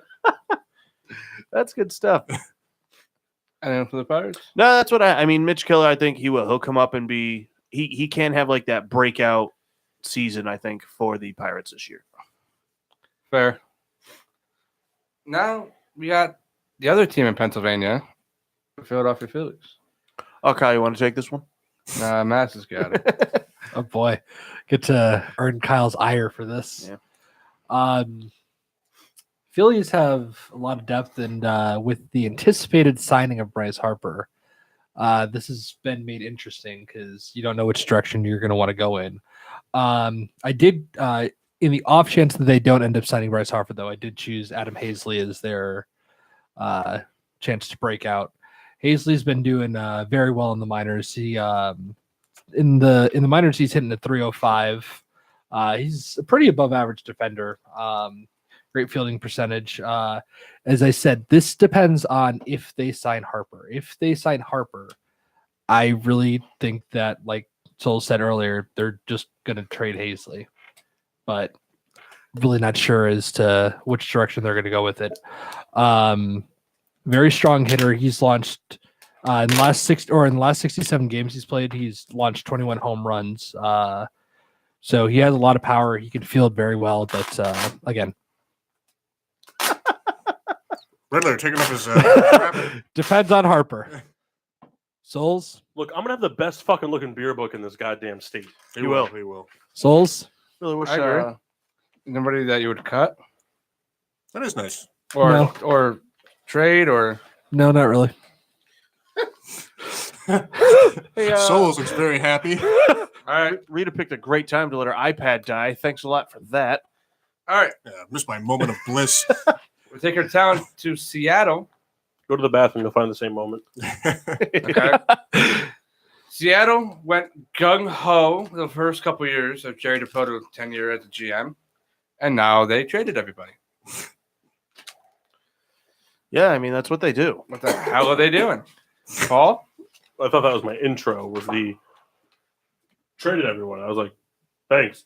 All right, so we'll start off with the basic. They're going to cut Felix. Not going to trade him. They're going to cut him. They need the cap space, and they're just tired of Hispanics there. No, I'm just kidding. Can't cut Felix. That guy's a king. All right, so Seattle Mariners. Two guys that stood out to me. Round the horn. All right, two guys that stood out to me. 24-year-old first baseman Joey Curletta. I believe that he will get sent down after spring training, but I think he's going to have. Now, this is based off of my limited baseball knowledge, but I watched some. Actually, this guy. This is the only guy I'm going to mention in this entire thing when I cover my teams that I actually watched clips of because I was intrigued by it. Went and watched some tape. I like it. But he's 24, so he's still young, especially for a first baseman. First baseman, somebody you think of a lot of pop, more known for their bat than their fielding. Yeah. So 24 is nothing for somebody to play first base, especially if you're an American League team, because you can very easily transition to DH. But because of that, they have Ryan Healy at first base, who has better pop right now and way better launch angle. And then they have a very serviceable backup at first base with Vogelback. So there's just not really any room for Curletta on the 40-man roster, especially when it goes to interleague play. They have Edwin and Carcion to DH. So if depending on pitching matchups or whatever, he could very easily play first for them in an interleague matchup. I know it's not as common, because it's all based on away interleague matchups, but at the same, it just creates less playing time. Yeah. And then for the Mariners, I also have 33-year-old second baseman Christopher Negroin. I don't know if I'm saying that right. Negroin? Okay. I just said that because... Got it. Yep. But I have them cutting him. And that, and I know we talked about, maybe, MLB doesn't really do the whole cutting, but I have him out the door. Yeah. By the time the season starts. The reliability and durability of D. Gordon at in the infield. Plus, I think that Shed Long, their 23-year-old prospect, is going to get called up for the start of the season. I just think he's going to have a good breakout spring, and he's been promising in the minors. Shed Long was a long-time Yankee prospect. Lasted about 25 minutes in their farm system. And then he's got a good bat, but there's no need for a DH with Encarnacion. Yeah. And his saving grace is that he is a utility fielder. He's logged over 10 games, he logged over 5 games last year at every single fielding position other than catching. That's awesome. But he's 33, so he lacks the speed, and he's had some arm issues. So, but those guys, I mean, the plug and play guys. I was saying, I wasn't when I was doing it, I was just thinking make the team or don't make the team. I wasn't thinking trade because I didn't want to I'm not gonna sit here and find a trade possibility for him. I definitely think that some team would want him for a 8th round pick because even your first round picks don't mean shit in the MLB anymore. I mean, you think for what you said, the guy with his versatility a contending team would jump all over him. A team that needs depth at any position will take him because then he can fill. But I just think for the Mariners, I just don't think he's needed. Yeah, no, I agree. Moving on, Souls A. We'll take it to the Central. The Kansas City Royals. Boo. Okay. In my head, I was thinking Chiefs. I was like, cut Sal Perez, kill Sal Perez. Moving on. The Royals in a very interesting point right now. I gotta say, I like the Obama hand. Now, let me be clear. They have Alex Gordon in left, Billy Hamilton in center, and Brett Phillips in right. Jorge Soler, who once was a promising prospect, I believe is gone. Brett Phillips has every right to make the team. Billy Hamilton is a proven center fielder. Can't hit for shit, but he can field the shit out of it. And Alex Gordon, they're not going to do anything to him because he's Alex Gordon. He's a Kansas City Royal Hall of Famer, which is terrible to say. You tell it to Eric Cosmer, sir. It's just there's no spots for him. I don't think he hits well enough to be a DH. Also, to make the list, I have fellow Philadelphia Philly alumni. What? Fee, fi, fo, fum. Fellow Philadelphia Philly alumni. That's Sosa's new segment. Ben Lively. The Royals have a lot of open spots in that rotation. He can easily come and fill it. That's the Royals. End of that. Padres. Manny Machado's team. Yes, a team. They're going to cut him. Heart. That's what I have written down here. We joked about that in the car. Why, did you Buyer's remorse. Did you ride here with them? Yeah. How you getting home? Back up. They're spending the night here. Oh, well. Long walk. Nope, you're going to have to sleep with Rachel. All right. That's not Peter's wife. What kind of dog is that? A beauty. It's a beaut. She looks like she's. Speaking of beautiful dogs, just want to be known, I am going to be solely responsible for any vomit found in Kyle's room later today. Why is that? Well, Henry got a haircut. This is off topic, but it needs to be talked about. Henry's Kyle's dog. He's a Yorkshire Terrier, and he's also a dick. Nah, he's a great dog. You're a piece of shit, is what it is. And Kyle and I took them to the gay haircut place, and he got his haircut, and he looks fucking adorable. Did you say the gay haircut Especially place? with his ears all perked up. So today he was like staring at me while I was eating, and so I gave him an entire cheeseburger. I took one off the pan. I took Melvin, put him in Kyle's room so that Melvin couldn't get to the cheeseburger. Gave Melvin some tater tots. Gave Henry a whole cheeseburger. That dog is going to be something. Did you say the gay haircut place, though? Yeah, it's a long story. It's an off-air story, not an on-air story. Yeah. Moving on to the Padres. Padres historically awful in a lot of facets. But one exciting player and someone I expect to be up is Fernando Tatis Jr. A big son of Fernando Tatis? It is. Oh. A big fan of his. I'm going to be a big fan of this guy. I'm pretty sure I'm going to get his jersey, no matter where he plays. Shirtsy. Yeah, I'm not spending any money on a jersey. But Shirtsy, I'll go to Modell's. Shout out Modell's. But anticipated, he could play. He's a shortstop by, I guess, description. But there's potential that he could play third. If they wanted to go that type of route.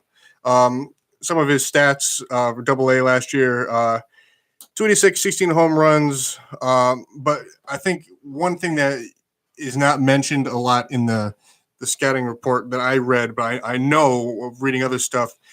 Great fielder. He's super fast, and he has the power to go with it. So I expect him to be up this year. I don't know if it's opening day, but I think kind of the same thing is kind of like the Vlad Guerrero deal. If he's not up opening day, he'll be up, we'll call it 2 weeks, 4 weeks. Yeah, he'll be up. Another guy I thought was interesting was Logan Allen.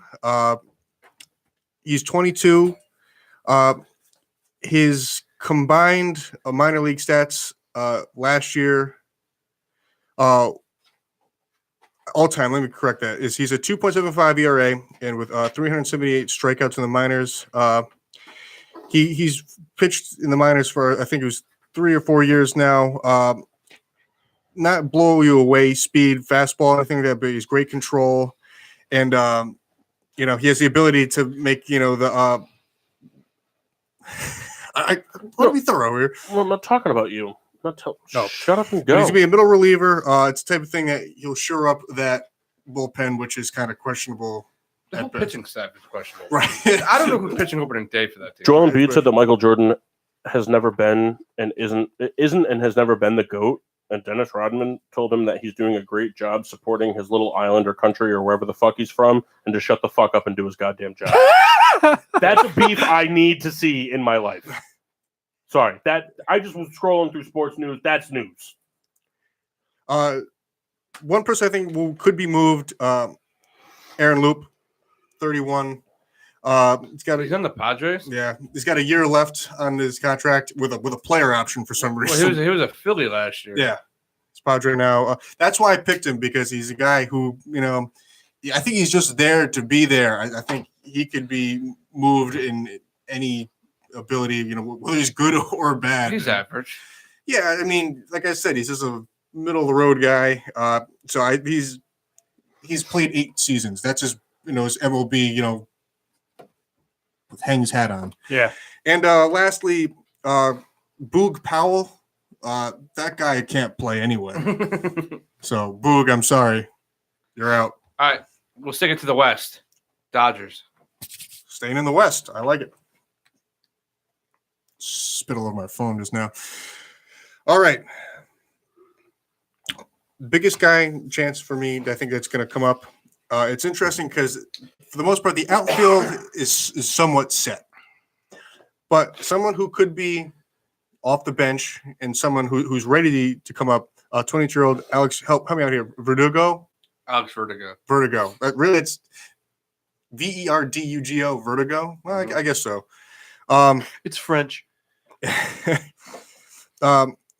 329, 34 homers in the minors this past year. His hitting is improving every year. His power has gone up this past year. The same thing, like I mentioned before, that outfield is kind of set. I guess. You don't. Well, what do you? Who played right field?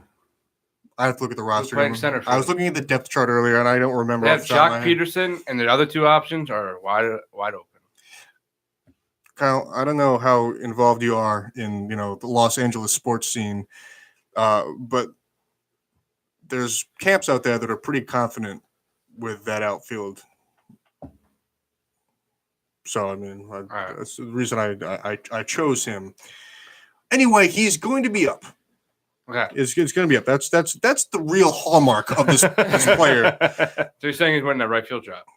I'm saying he's going to be either right field. I don't know if he's a center field guy, but he could be a corner guy. Another guy I found interesting, Dennis Santana. He's 22, 2.54 ERA and 49 and a half innings pitched in Double-A. He was up briefly last year for a game, inevitably got hurt. And was out the rest of the year. He had like a rotator cuff thing, but he was pretty much ready to go last year. I think this time around he'll be ready. He'll be healthy. Well, I guess health is entirely barring, but health aside, he'll be up and and foreseeably he'll be out of the bullpen. One person I was a little surprised about the signing, but I guess it's someone who could be moved fairly easily. David Freese, 36. He's just going to be off the bench. Play third, I guess, when needed. But that's somebody who can be moved at any time. And another guy like that, Kevin Quackenbush. It's like that guy. That guy could go anywhere. Quackenbush. Yeah, I'm a favorite of him. That's one of my favorite Staying guys. in the National League, we got Milwaukee. Well, with the Brewers, as soon as my doc loads here, guy I think you got to look out for, and again, Kyle, you're gonna have to help me with the pronunciation here. Keston Hiura, second baseman. I don't know how to say his name. With the exception of the new second baseman Mike Moustakas, who I guess is going to play second, the Brewers don't really have like a true second baseman on the roster, and Keston can step in and fill that void. to do that, he's going to have like a real strong spring training. But again, like the Brewers have a need there. Moustakas is not a second baseman. Nick Howard, he's going to be a huge second baseman. I don't know how good he's going to be at turning too. It's just, I think he's doing it. It's a team friendly move for Moustakas to move, but I don't see it lasting. But Hira can come in, fill the void. I mean, the Brewers were in the championship series. Like they were knocking on the door of the World Series. It's not like they're a team that's far away. They're in that win now mode, and this kid can come up and, not to say he'll be the reason they get over the hump, but he'll definitely help them. Factor. Yeah. I didn't have a player to cut. I don't know. I'm sorry. I wanted to say Ryan Braun, and Kyle told me I couldn't, but that was more because I don't like him. Travis Shaw, they got to move. But actually, they played Travis Shaw second base last year. Also a big guy. Yeah, Moustakas at second is going to be hilarious. Maybe they just kind of like that move, you know? But he's just so big. Stocky guy out there. Staying in the NL, we'll go with Reed's favorite team, the Mets. I thought for sure you were going to say the Reds. Great jerseys. That's it. So wish Jeff was here. the prospect that I really think is going to make an impact this year for the Mets is Peter Alonso. You can make an argument that he should have been called up last year, but Can't field for shit. no, he can't field for shit. But you got a lot of players that are there just based on their own power, and he has a lot of power behind his That head. guy belongs in the Royals. That's kind of the Mets' MO. Can you hit the ball out? Yeah, Play for us. that's exactly why he was there. I mean, he has a 314 batting average. He has He has 36 home runs in 132 games that he's played. Kid has raw power. It's only going to get better as he moves his way up. Can he field? Nah, he can't field for shit. But I mean, Mets really need to just get somebody in there that can start helping them score points, and Alonso is their answer. Score points. I got it. I heard that also. Give him that bottle. Anyway, That's like the ugliest Runs. thing you can say that's still kind of correct, but just gross. He's good around the perimeter. Don't hand that to me. You fucked up. This guy's going to be a great red zone batter. I can't wait to see him. good on the fuck, man. We used all the good jokes. And because I don't have a player for them to Oh, cut he's him. good on the power play. Just give me the bottle. All right. Next. You got anybody else? No, I didn't have anybody else for them.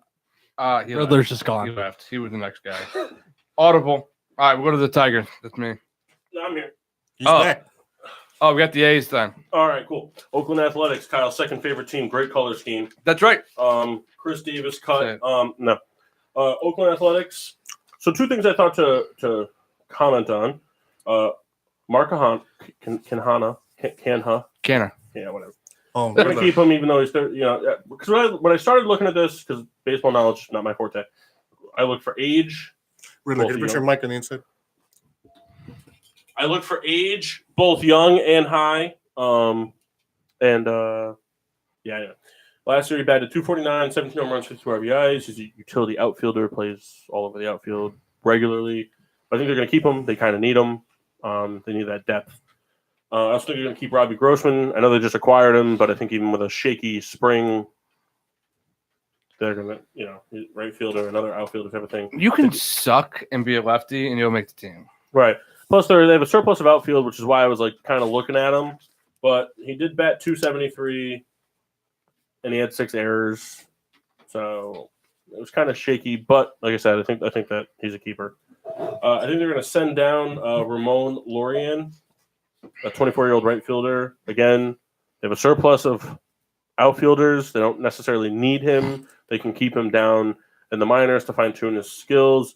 Definitely, I think a September call-up guy. Could potentially see earlier call-up, barring injuries, trades, whatever. In the minors, he batted 288. Pretty impressive. 5 home runs, 19 RBIs. I also think they're going to send down Grant Holmes, a 22-year-old relief pitcher. He needs more experience. He needs to get a better control on his fastball. And I think as of right now, he kind of lacks the it factor. But in the minor leagues last year, just kind of like attest it. He only pitched 2 games. I couldn't find if he was injured or not. He went 0. He was 0-0 with 2 no decisions and a 4.5 ERA. So not really a good sample size to work off of. But based off of kind of some like scouting reports I've looked up on him, because I don't really know a lot about this guy. Like the things I said, he needs a little bit more control on his fastball, and he kind of lacks that it factor as of right now. And that's the Athletics. Oh, All right. Now we got the Tigers. Oh, that was close. Proximity wise. So the Tigers have only one catcher on the team right now. His name is Omar Navarez. Grayson Griner. That was close. Brittany Griner? He's going to make the team by default.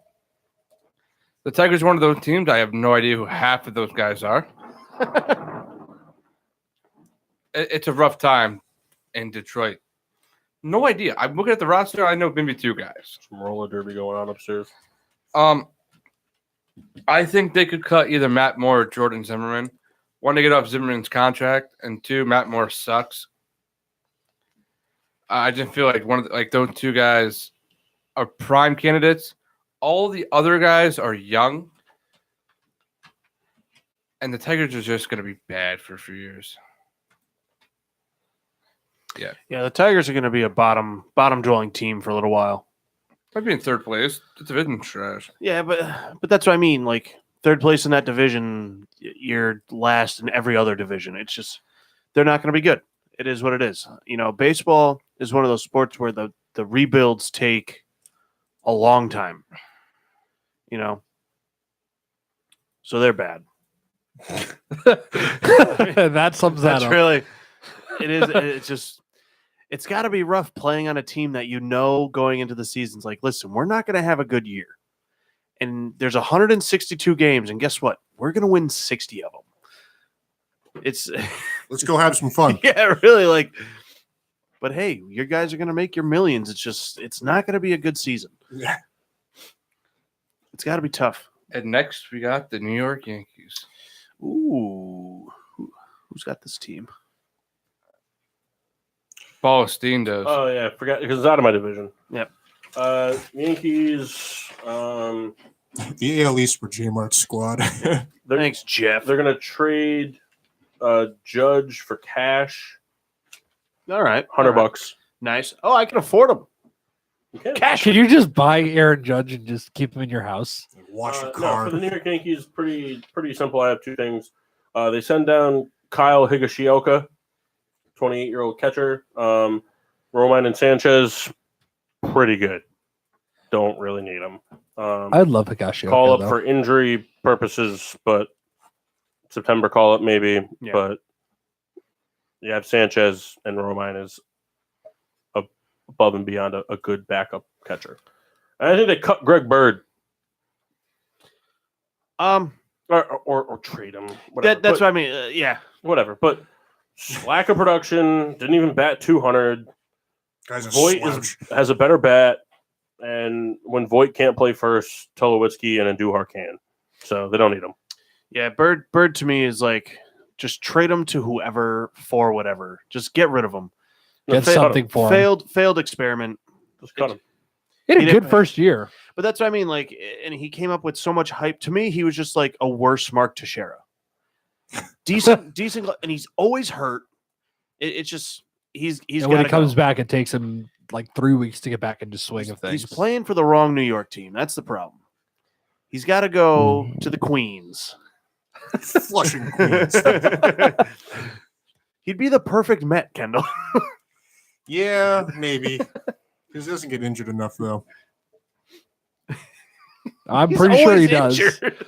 He's Yeah. always injured. Not enough. I'm talking minimum 90 games missed. Yeah, that's actually probably Greg Bird. Anybody else, Paul? What? Jason Bay. That's all I got. All right. for the Yankees. All right. So we'll keep it in the AL East. Mock's favorite team, the Boston Red Sox. Yuck. Trade So- Mookie Betts. No, to the no. Yankees for Greg Bird Well, that would be awesome. But What a foul. and Judge. no, the player I think now this is a guy. He's been in the league a little over a year, but I think this year we're going to really see his breakout because of other things happening on the team. But that's third baseman Rafael Devers. He's come in. He's been a great glove for them. Batting's kind of been spotty, but he's a great young player. Is he even 21 yet? Do you know? I don't think he is. I think he's 20. He's very young. But I mean, we already know Bogarts is already discussing testing free agency. Pedroia's kind of, on the farewell tour, unofficial. So, I mean, the Red Sox are going to need someone to step up for that infield and be the leader of the infield. Betts is going to be the leader of the team, but every infield needs to have that presence. And Devers can be that, being, the good glove. He's got a good bat. He's so young. They just need someone to step up. And I think this year we're going to see Devers take the steps towards going into that superstardom player. As far as someone the Red Sox, I mean, should try and move. I mean, they try and trade this guy every year. I can't figure out why, but Jackie Bradley. Every year they try and get rid of this guy, and then he finishes the season strong. He's got a can of an arm. He hits well. He's great in the field. For whatever reason, they don't want him. They try and move him every year. But I think Devers, this is the year we're going to really see him explode into the superstar that they kind of expected him to be. All right. I'm going to round out the AL East. The Baltimore Orioles. Boy, do they have a lot of problems. That they do. So I'm trying to think of a cut guy or a trade guy or anything guy. There is no guy. They can't trade anybody. Nobody wants them. They can't cut anybody because they can't afford to cut anybody. So the two guys that came to mind to keep, and that was Andrew Jackson, who's a Rule 5 pick this year. So when I looked at the rosters, there was only one third baseman and one shortstop on the roster. For those who don't know how the Rule 5 works, the only way you can stay on the team is if you make the team. Like, you can only be on the big league team. Does that make sense? Yeah, you can't. They can't take you and then put you in the farm. So you have to be on the. I think he stays. I think he's good enough to stay. Well, I don't know if he's good enough, but he's gonna be. It's just Baltimore. They're in a lot of trouble. And then they have Austin Hayes, who's a right fielder. He was hurt a lot last year. Supposed to make a big splash, and now he's healthy, and he's gonna fight for that right field job. They have Trey Mancini. Adam Jones is still out there, but he might come back. He might not. We don't know. Is he still with the Orioles? No, he's a free agent. Is he? Yeah. You want to cut Chris Davis, huh? Can't. That guy's a scrub. Designate for assignment. Eating too much money there. Yeah, they really screwed the pooch on that one. You think he was juicing? No. I think he had a really good year, and they made him stop taking Adderall. So I all right. So what do you make of that? I don't know. I don't know. That was a funny sentence. I didn't expect Kyle to say that. No, that's what happened. They made him stop taking Adderall. He got suspended, and well, that's what I mean. So I mean, I say juicing, but just like Carlos Luis, he would take an Adderall. He would bat in 280. He stopped 212. Then I'll go to the Cleveland Indians. I'll jump back down. Personally, I think that Danny Salazar's time in Cleveland is up, even if it's via trade or via designated for assignment. They have a lot of guys on that roster that can pitch. Corey Kluber's still there. Carlos Carrasco just got extended. Shane Bieber just came up. Mike Clevenger. It's either going to be a bullpen guy or he's out. And I think he wants to be a starter. So I think Danny Salazar's time. He struggled last year with injury. He's gone, in my opinion. Leno Martin also could be dealt. He kind of sucks. He bats 210 every year. But there's not many options on the Indians. And to keep, I have him keeping. What the fuck did I say? Sorry. Oh, first baseman Bobby Abreu. Bobby Bradley. He's Bobby 22 years old and had 20-plus home runs in each of the last 4 seasons in the minors. That's his prerogative. Nice. You could take that. No, Kyle, that was well placed. So the first base position in Cleveland is open, unless they give it to Hanley Ramirez, who just signed. Fun fact. They got Carlos Santana back, who's probably going to DH or play first. I was going to say, why wouldn't he play first? I don't know. He sucked at Philadelphia fielding. But he's one of those guys that can come in DH. He's a home run guy. He can make a big splash with just the bat. And then we'll move to the West, back to the AL West. Oh, I was all excited for a second. Anaheim. So the Angels, they're going to go ahead and they're going to keep Tony Danza. All right. I think it's a fair move, Kyle. Yeah. Keep Tony Danza. And Chris Lloyd. All right. So I think that they're going to send down 21-year-old starting pitcher prospect Luis Madero. I just think that, granted, spring training's not done yet, but I think he lacks control and the poise for the big leagues, and position depth at starting pitching doesn't demand early call. I'm not saying great position depth, but they've got enough pieces to get him through now. Luis Garcia, 32-year-old relief pitcher. I think he gets cut. I predicted a bad spring from him. In 2018, he had a +6 ERA with a career worse than runs scored against and hits allowed. And there's enough youth to start the season and youth to call up that they don't really need him. Again, going off of a prediction of a bad spring. If he has an okay spring, he could be a mentor kind of guy. But I also have him cutting Caleb Cowart, 26-year-old third baseman. Lack of production. They have depth with Cozart and then David Fletcher, young kid that I think is going to be that kind of fill-in guy and maybe even take over, depending. Plus, they also signed Tommy LaStella, who's a utility signing. Really underrated. Yeah. That signing adds a humongous amount of depth across the entire infield. Last year, and just a fun fact for it, just to kind of show his depth. Last year with the Cubs, he played over 100 games, and he started at least a dozen or more games at every infield position except for catcher. Wow. So he can just fill in anywhere, barring injury, poor performance, matchups, whatever.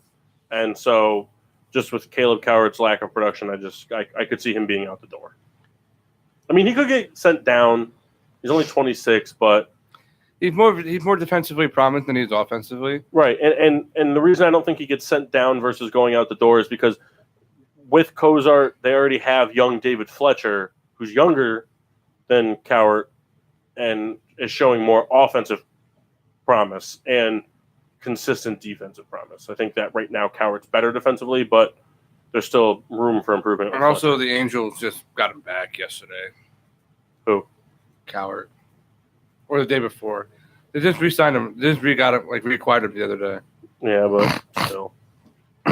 That's my, whatever. Moving on. All right. Massey. What do you got? Worst team in baseball, my friend. Chicago White Sox? This was a very hard one to do because the Marlins are so bad. Trade for Stan. Pretty much. So they got the one of the best international prospects last year and one of my favorite players, Victor Mesa. Mr. Victor twice. So you like him? I like him because of his name, and that's pretty much it. He has Victor twice in his name. Not to say you have no idea who that guy is. No. Victor Mesa. That's pretty much all I like him. His father is Jose, fun fact. Yes. Really? Wow. But he did very good when he was playing in Cuba. Hit a 3.54 average, 55 home runs, 44 RBIs, and had 40 stolen bases. He was pretty good. The only problem is he got hurt already in spring training, and I really doubt whether the Marlins are going to try and rush him up to the majors when they're not going to do a fucking thing this year. Yeah, hold on, they got Starlin. When they're not going to do a fucking thing this They year. got Starlin. Castro. Right. So I really don't know how quickly they're going to rush him along when they're not going to do a fucking thing this year. They got Starlin. Matt, you seem to have a stance here. But another person that they may possibly bring up is Isan Diaz. They got him in the Yelich trade last year. He struggles at times. Big part of his game is getting comfortable in the stadium that he's playing at.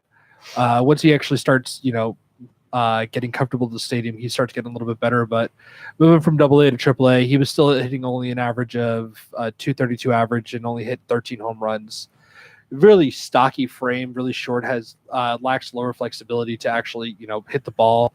He has strong power when, he gets up to the plate and he can actually flash that power once he starts getting comfortable. But it takes time for him to actually do it. The Marlins have nothing this year.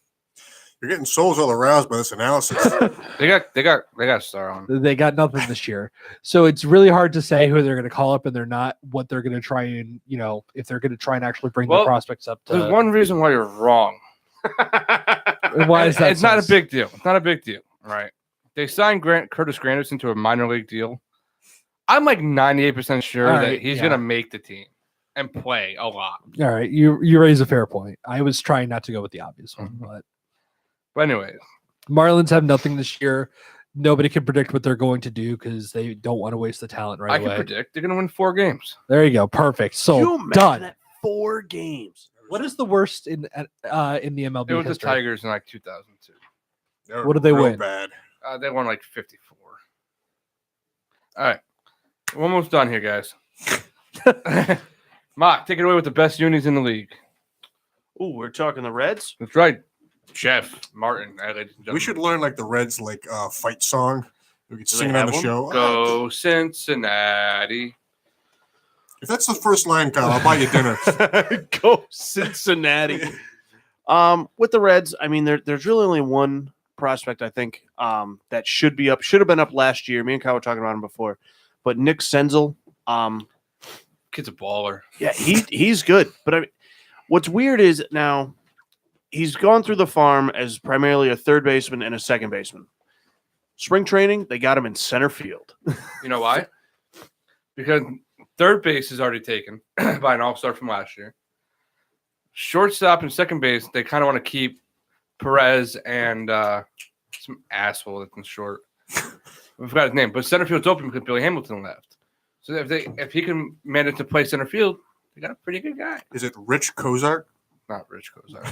You can shut up. Well, I don't know who else is out, but I know they brought in Puig and Matt Kemp. I mean, does that round out their outfield? No, that field's still open. It's Jesse Winkler, but he sucks. But yeah, this Senzo kid, I mean, he's really athletic. Hasn't played outfield at all, but he's fast enough and, like I said, athletic enough to kind of pick it up. Probably won't be an opening day starting guy. I think he'll definitely be there by June. That's what I mean. Like, I see him going up there by the summer, expect because he's going to fall into the same thing where, they get another year of team control. But I think by the summer, we'll see him playing for the Reds. Again, another team that's not that they're not going anywhere, they're a weird but team. They could either be really good this year or fucking terrible. that's what I mean. Like, they might surprise us. They probably won't, but that's what I got for the Reds. All right. Kendall, take us away with the purple and black here. The purple and black. Sacramento. It's when I was on a Colorado Rockies site and like their blog name was called like the Purple Peaks or something like that. Like, you guys are lame. Yeah. Come on. All right. Got a couple of prospects that perhaps one guy I really anticipate being up by the end of this year, and that's Brendan Rodgers. He's second base, kind of like a all-around infielder, I will say. He's 22. He batted .268 with 114 hits in both AA and AAA last year. I believe he's baseball's number 10 overall prospect. I don't know if Solis can confirm that. Fucking killed it with the yard goats. It's tough because that infield is somewhat like I'm not gonna say decided, but like it's kind of like it's written. Drink this. Oh, Kyle, can you listen to me, No, please? I'm not, because you're wrong.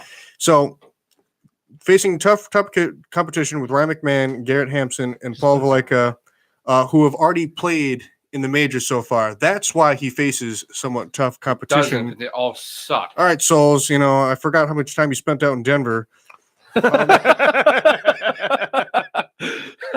So those guys have all sat and worked with Trevor Story, as well as Brendan. He has as well. So I expect him to be up. I don't know at what point in the beginning or the end, but that's someone who for sure in 2019 I think will be taking at bats. Someone who one person I just gotta get out of the way. One person I think can be moved is Mark Reynolds. He signed a minor league deal like recently.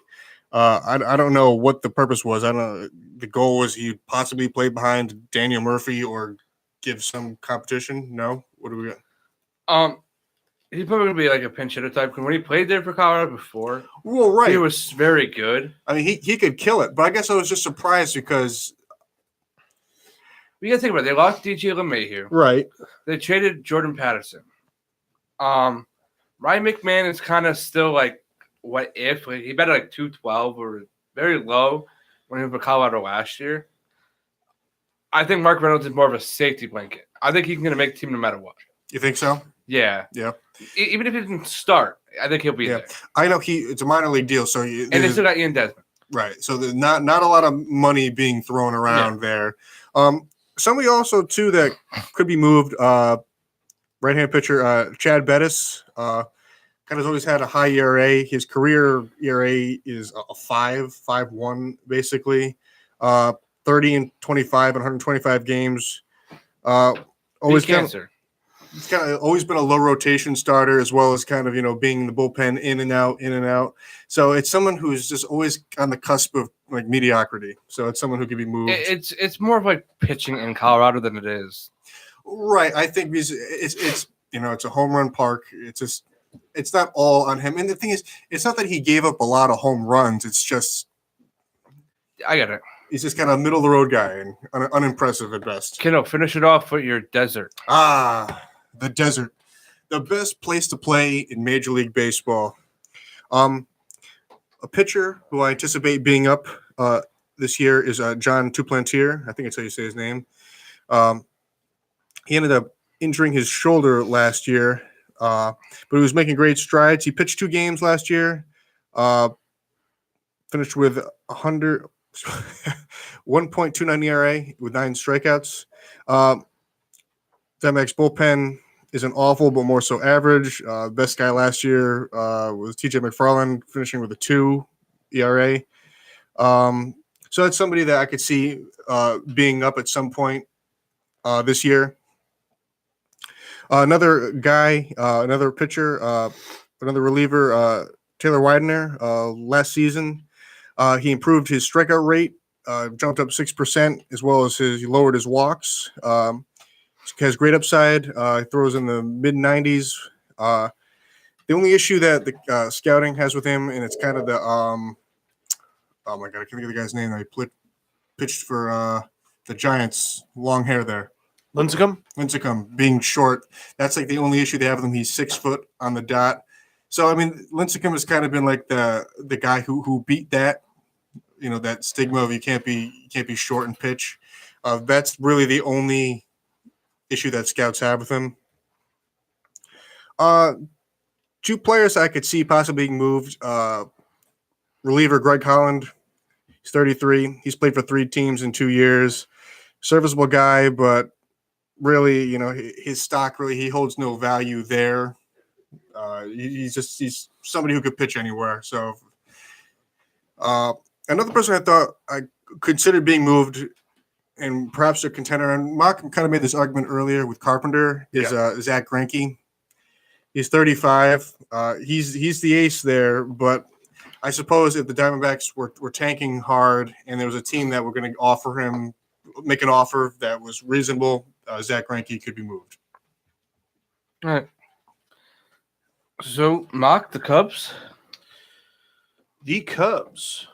Let's load up the old doc here. Can you say PJ Higgins? I think Reed is dead. Shout out Um, PJ. The Cubs, the prospect I think that should come up and kind of has a somewhat of an open door is Miguel Amaya, I believe is how it's pronounced. He's a catcher. Now, the Cubs do have Wilson Contreras, who last year was an all-star, but kind of finished the season not great. I think he batted under 250. So, yes, he was an all-star, but to me, with a kind of a pedestrian finish, they may take a look to see what they have in Amaya, even if it's in like a backup type role. But this is a guy, he's a great defensive catcher who has good power, so he can make an impact. And if he plays well, I mean, you could explore trading Contreras. But a player that I think the Cubs are going to look to move on from this year is going to be Addison Russell. And it's really more to do with off the field issues than on the field. To me, I think he's a very talented shortstop, but the domestic abuse thing, it is what it is. I mean, we're seeing it all over sports. He's probably going to get some type of suspension, and if the Cubs decide to move on, I mean, Javi Baez is filled in at short, and he's an incredible ball player, and they even have a young minor league prospect in Nico Horner who can make a spot on the roster. So I think the team's going to move on from Russell. I don't even think they'll try and trade him. I think it's just going to be a designate and let him go. All right. Nice. Then we got the disdain of the East. The Braves. Kyle, you love the Braves. Fucking hate them. All right, so the Braves have a lot of prospects that could see. Call up Chipper Jones. All right, we'll call up Chipper Jones. We'll just call it at that. End of the story. They have a lot of prospects that they could call up this year. Most of them are being pitchers. I went the unconventional route, and I chose Austin Riley, who is their top prospect. Know that they signed Donaldson to deal this year to play third base, but the guy only played in 52 games last year. He's just getting worse as the years go on. He's not bad, but there's not unreasonable doubt that he makes it through the entire season. And Riley has played very well playing in the minors. He's hit a 294 with 30 doubles, 19 home runs, and 70 RBIs at 108 games. Struggled with fielding in his first couple of years, but he's gotten a lot better. Showed in these last couple of games that he's played during spring training. You got Carmago that was filled as the incumbent third baseman before they signed Donaldson this year. But he's really more suited to be a shortstop. So when Donaldson eventually does get hurt this year, I really do think that they bring up Riley to bring some power to the rotation. And he has a very high fielding percentage. I think he has like a 963 fielding percentage. So he has a really hot glove to be able to man the corner. I think he'll do very well this year when he's called up. The Braves have like 900 pitching prospects. And that is why I didn't choose one of them. All right, probably one of the hardest teams, the Houston Astros, because they're pretty much rounded out. Yeah, I don't really have him cutting anybody. I just had him sending down Garrett Stubbs, 25-year-old catcher. Max Stassi is a solid backup with solid numbers. He needs more fielding experience. And then I also have him sending down Miles Straw, 24-year-old center fielder. He's productive offensively. He's been productive offensively and defensively in his short experience in the majors, but they have deep. They're very deep at the position. Definitely a call up for September for the postseason run that they're probably going to go on. That's pretty much all I have for the Astros. I don't think they're going to cut anybody. I mean, they're not, cap space wise, they're they're just, they've got good pieces. Maybe cut George Springer just because, we'll just fuck up the world, Throw a wrench in it all. So the last team that we're going to do is the Chicago White Sox. Dick. They have three pieces I want to talk about. Two of them just signed recently, like the last few days. But first is Carson Fulmer. White Sox need more starting pitching. We all know Kopech is out for the year. Fulmer is a high-end rotation guy that's projected to be really good, but I think he's better suited for the bullpen. So is Kovic. He throws very hard, but very wild. And these other two guys, Irvin Santana, who can be a reliable 3, 4, 5, doesn't matter where you put him, could be very reliable. And they just signed outfielder Preston Tucker. And the White Sox outfield is pretty rough hitting wise right now. They have a bunch of guys that like play decent, but no power. And I think Preston Tucker, Especially after the exit of Garcia.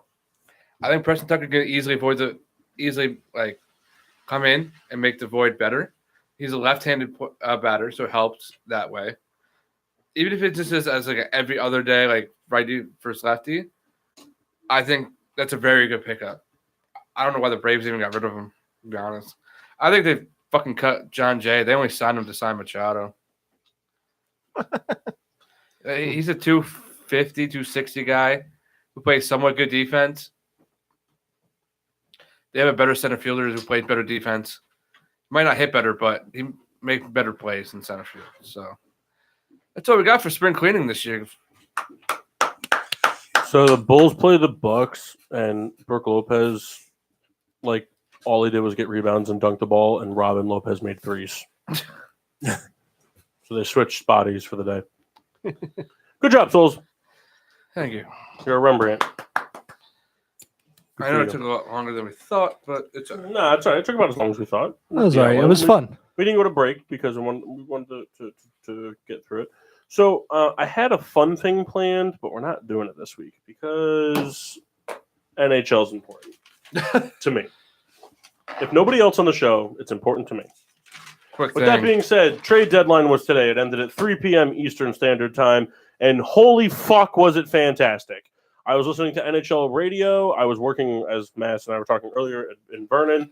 And, Shit got crazy. 2:45, I made an excuse that I had to go to my car. I told them I was going to shit my pants. And it was true because I had to listen to the NHL Network radio because NBA, MLB, and the NFL trade deadlines, it's all like, oh, this is stuff we could see happening, and it kind of trickles in throughout the day. NHL deadline, they make always the same thing. It's like 5 people. These are guys that are going to get traded or are like on the hot seat for trades. 1 or 2 of them will get traded like 24 to 72 hours before the deadline. And then like 2:45, people are like, yeah, we should start trading people. 2:57, it's like, shit, we don't have a lot of time. 2:58, everyone's fucking gone. Like 8 trades went through like a minute before the my deadline. phone went nuts. Yeah, a lot of them. And we're going to go ahead and break down all of them. Nice. So, starting off with the Kyle Souls Pittsburgh Penguins. They traded for Eric Gudbranson, from the Vancouver Canucks. The Vancouver Canucks got Tanner Pearson, both defensemen swap there. Penguins, bad trade. They lost that trade big time. They took on an extra $7.5 million in cap they didn't need to take on, and doesn't really push them over the edge in this playoff push they're trying to get. It just, in my opinion, was an unneeded trade. They could have done nothing at the deadline, kept the team the way it was. Production-wise, would have been the same. Less cap space, kept the chemistry going. It was unneeded. Made a move to make a move. Not necessarily. I'm just going to keep going, I guess. I don't really know if you guys are going to have any comments. So, Boston Bruins acquired Marcus Johansson, forward, from the New Jersey Devils in exchange for a 2019 second-round pick and a 2020 fourth-round pick. Idiots. Yeah, Devils won that pick. Yeah. Big time. Johansson is solid, but he's not a difference maker that the Bruins are looking for to make this big push, especially when you look at who they're going to have to go through in the East, whether it's the Maple Leafs or the Lightning. It's going to be shootout mentality. Johansson's not going to help them in a shootout type of situation. They really needed to go after a Mark Stone or a Matt Duchene. They didn't have what it took to get them. Or not, I shouldn't say that. They had what it took. Other teams were willing to give up more. And so they didn't get either of these. I think Matt Stone got traded. Yes. They didn't. I think they were really after Wayne Simmons, but they just didn't. They couldn't give up what the Ducks. Other teams were able to give up. So the Devils won that trade. Moving on, one of the big names that was moved on free agency day, Wayne Simmons, traded to the Nashville Predators. Wow. Philly, in exchange, got Ryan Hartman, a 2020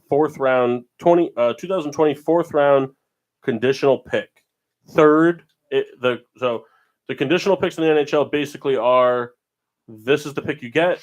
It moves up if X, Y, and Z happens. So Philly is guaranteed Ryan Hartman, and they're guaranteed a 2024 round pick. It becomes a 3rd round pick if Nashville wins 1 round of the playoffs this year. Pretty much going to happen. So with that being said, Nashville wins this trade by a hair. Wayne Simmons, Wayne Simmons is an offensive prowess, and he's going to help their power play immensely. They are the worst power play in National Hockey League right now, which is pretty flabbergasting when you consider how good of a team they really are. Also, Simmons really fits in with that physical nature of hockey that they like to play in Nashville. Hartman is a very good pickup for Philly, and they got a good pick because it's more than likely going to be a 3rd round pick. If they don't walk out of this with a 3rd round pick, it's more of a disappointment that Nashville didn't make it out of the 1st round than it is that they get a 4th round pick. National Hockey League, much like the NFL, drafting is deep. Moving on. The other big free agent on today's agenda, Mark Stone, newest member of the Vegas Golden Knights. What? Ottawa, in exchange, got prospect defenseman Eric Brandstrom, prospect forward Oscar Lindbergh, and a 2020 2nd-round pick. The Knights also win this trade by a hair. A year ago, they were trying to get Erik Karlsson from the Ottawa Senators. That fell through. He went to the Sharks. We all know that. Fast forward to the trade deadline, they get Mark Stone, a top 20 player in the NHL, a absolute stud, really going to push Vegas into this playoff push. More importantly, Vegas wasted no time after this trade. I think it was about 30 seconds after they got the trade for Mark Stone, doing what Ottawa couldn't, and that was signing him to a long-term deal. So you're telling me that he should be the first jersey that I buy for the Knights? No. Okay. It should definitely be Subban. What? The other Subban. Anyway, Stone, like I said, Stone, top 20 player, absolute stud of a pickup for the Knights. And they locked them up for a good chunk of time. So that means that the owner and general management team are showing that, the Knights are not just going to use their inaugural season push as like a stomping ground. They're ready to fucking go. Ottawa, like I said, only lost us by a hair because they got an absolute stud pair of prospects as well as a great pick for next year. They already have an insane amount of picks for this year. I think it's like 20 picks. They pretty much control the draft board. They are in absolute rebuild mode. It's hard to imagine being an Ottawa fan that you have anything to be excited for when you consider their top 3 point getters and leaders in the team in Stone, Duchesne, and fucking Blinken were all moved, and then Karlsson in the offseason. Like, Ottawa's just like, the fuck. But they are absolutely poised for this rebuild. They are in. I mean, they have to draft right, obviously, but they're about to kill it. Another trade that was being talked about all day if it was going to happen or not. Nashville got Mikael Grönlund from Minnesota in exchange for Kevin Fiala. I don't know what the fuck Minnesota was doing because they got fucking robbed hard.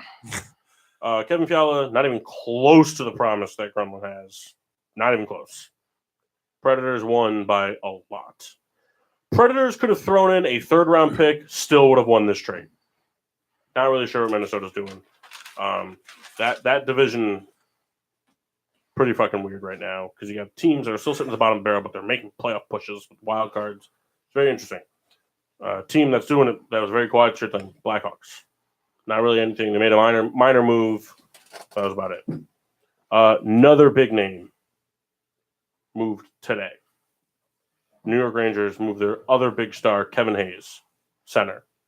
That's the one that I thought you said Jonathan Toews, right? Yeah. Stud. Listen, if the Blackhawks traded Jonathan Toews, I don't think Paul would have came tonight. I would be dead.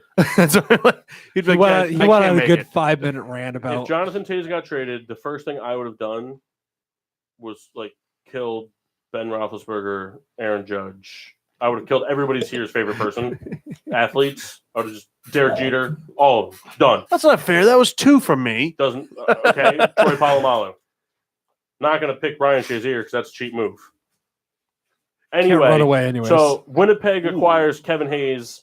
Rangers get a 2019 first round pick, 2022 fourth round pick, conditional if Winnipeg wins the Stanley Cup. So not necessarily a long shot, but they don't get the pick if Winnipeg doesn't win the Stanley Cup.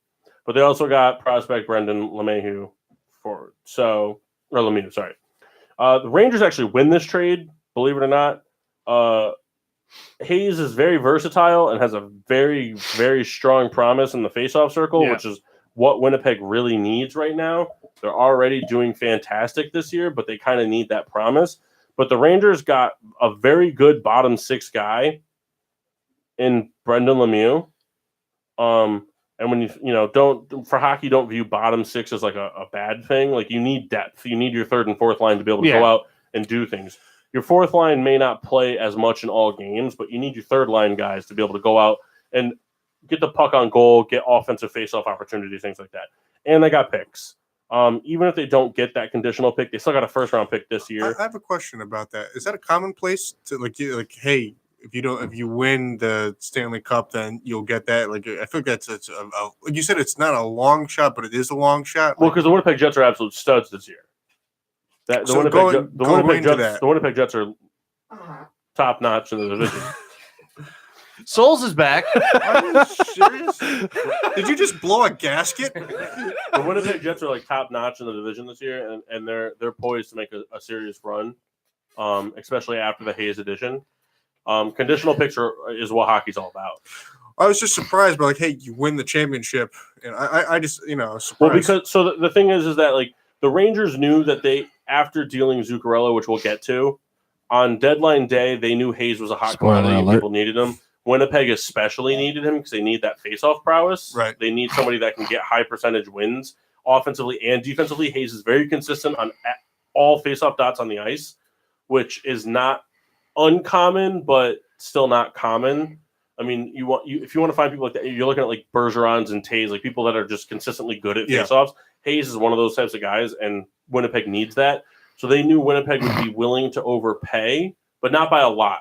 So in order to overpay, Winnipeg said, hey, we'll give you this pick if we win the whole thing, the whole kit and caboodle.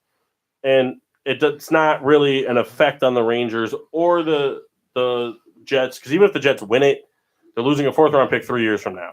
So it's not that huge of a deal. Winnipeg's going to be in great shape for a long time. But like I said, but the Rangers got a very promising bottom 6 guy that can move his way up the lines, and they got a first-round pick this year. The Rangers are in rebuild mode, which is very sad for hockey fans, only because you have to sit down and ask yourself, where does Henrik Lundqvist fit into this rebuild, being an older netminder? So it's sad to think about that he could be on his way out. But anyway, moving on, the New Jersey Devils got a 2022 fifth-round pick from the Columbus Blue Jackets in exchange for Keith Kincaid, a goalie. Goalie. The Jackets won this trade. It's a fifth-round pick years from now. The Devils they were just looking to move him. They didn't need him. It's not going to be the long-term replacement option for Bravosky, who's a pending free agent this year. But the Blue Jackets have, as we'll see later in these, the Blue Jackets are putting together a win right this fucking moment mentality. And they need solid goaltending backup goaltending for the playoffs. And Kincaid can do that for them. The San Jose Sharks, I don't understand. I just don't get what's going on with the Sharks. They literally have put together in real life a video game team. That's what they have. The San Jose Sharks are just a fun team. Between Burns and Carlson and Thornton and everybody else they added Gustav Nyquist, a forward. They traded a 2019 second round pick and a 2020 third-round conditional pick to the Red Wings in exchange for Nyquist. The Sharks by far won this trade. This just adds so much more talent to their roster. They're like top 10. They broke down their rosters, their lines, 1 through 4 offensively. They're like top 10 in every line for first, second, third, fourth across the league. The Sharks are just getting ready to poise to score a lot of goals. Where are they in the standings? I believe they're second. So they struggled in the beginning, right? A little bit, but they were also dealing with some shit. I don't think they're first though. No. But they're very good. Yeah, they're ready to make a poise. Do you think they're better than like Nashville? That's tough. Yeah, San Jose is second, 3 points behind Calgary. Calgary sucks. Okay. They're gonna suck. Okay. Yeah, right now the playoff picture is Tampa Bay, Boston, and Toronto in the Atlantic, Islanders, Capitals, and Blue Jackets in the Metropolitan, Jets, Predators, Blues in the Central, Flames, Sharks, Knights in the Pacific, and in the wild card race in the East, you have the Canadiens and the Hurricanes leading it, with Pittsburgh right outside knocking in, and then it falls off a little bit from Buffalo, Philly, Rangers, etc. And then in the West, you've got Dallas and Minnesota leading the charge in the wild card, with Colorado, Arizona, and Chicago all within 5. Coyotes, baby. Moving on, trade-wise, there's 2 more trades to get to. These were not trade deadline day trades, but still very big trades in terms of names. Like mentioned earlier, the Ottawa Senators moved Matt Duchene. The Columbus Blue Jackets acquired Matt Duchene, forward Dzingel, defenseman Bergman, and a 2019 7th-round pick. Ottawa, in exchange, got prospect forward Vitali, prospect forward Anthony Duclair. Well, not prospect, but promising young talent forward Duclair, prospect or forward Davidson, a 2019 first-round pick, a 2020 first-round pick, and a 2020 and 21 second-round pick. That's a lot. Yeah, but the Blue Jackets won this trade by a lot. They got Duchene, an absolute stud number 1 center. This guy is top fucking notch.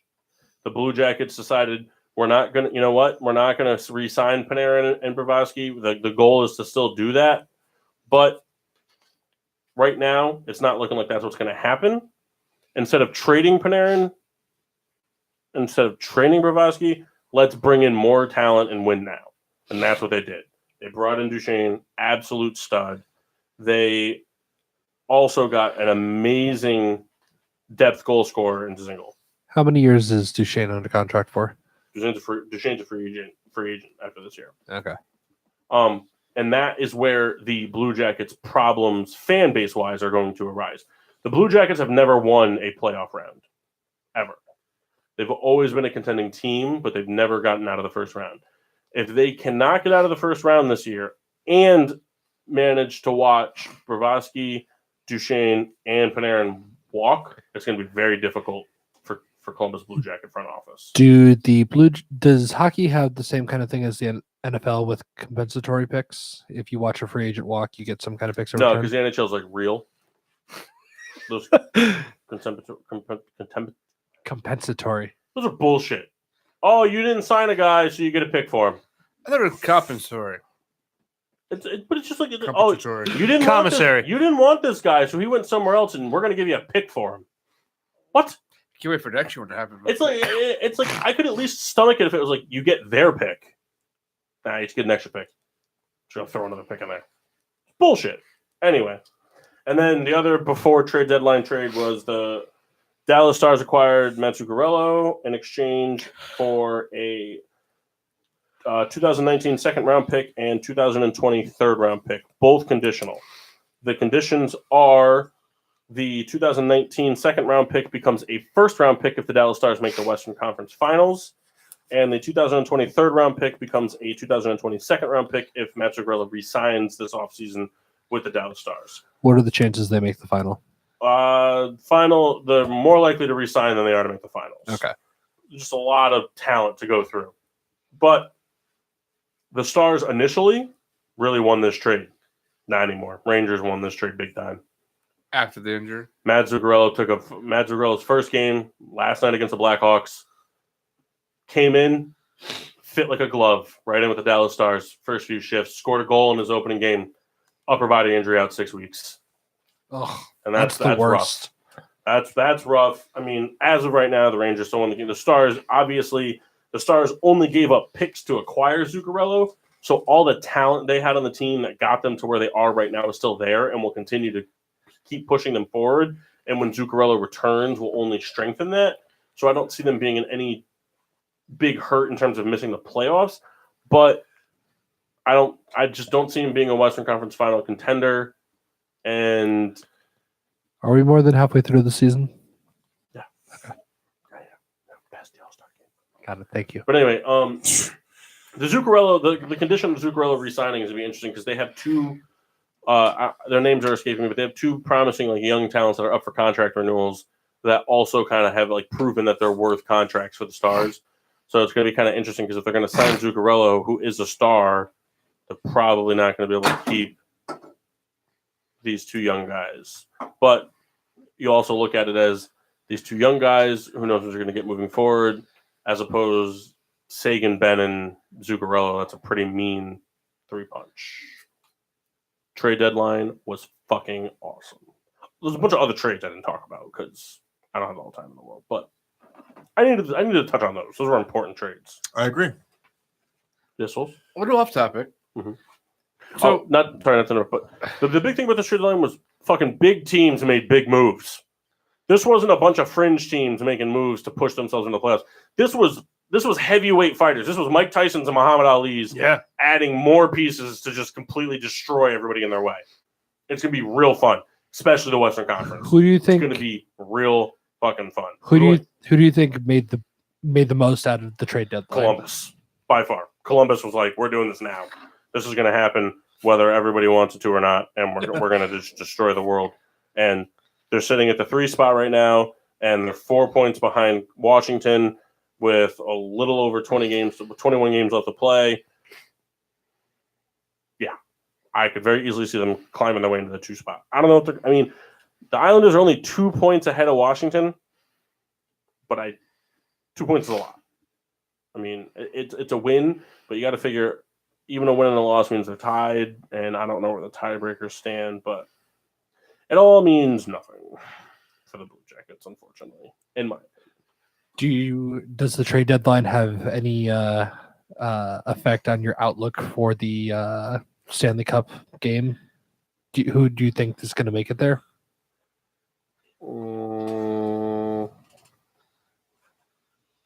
Yes. But Souls had a question. yes. So, off topic. Say if my team played your team, right? Okay. My team beat So the your Phillies team. played the Bulls. Yep. My team beat your team. In kickball. Do you have to take a shot? What? I see what he's getting at Yeah, here. I mean, that's how so I'm a fan of doing this for all games. It gets a lot more tricky when we start doing baseball, especially for you and Kendall. Yeah. I see what Souls is getting at here. All right, Mock has to take a shot. Why would happen? Sixers beat the Pelicans. All right. Well, that's fair.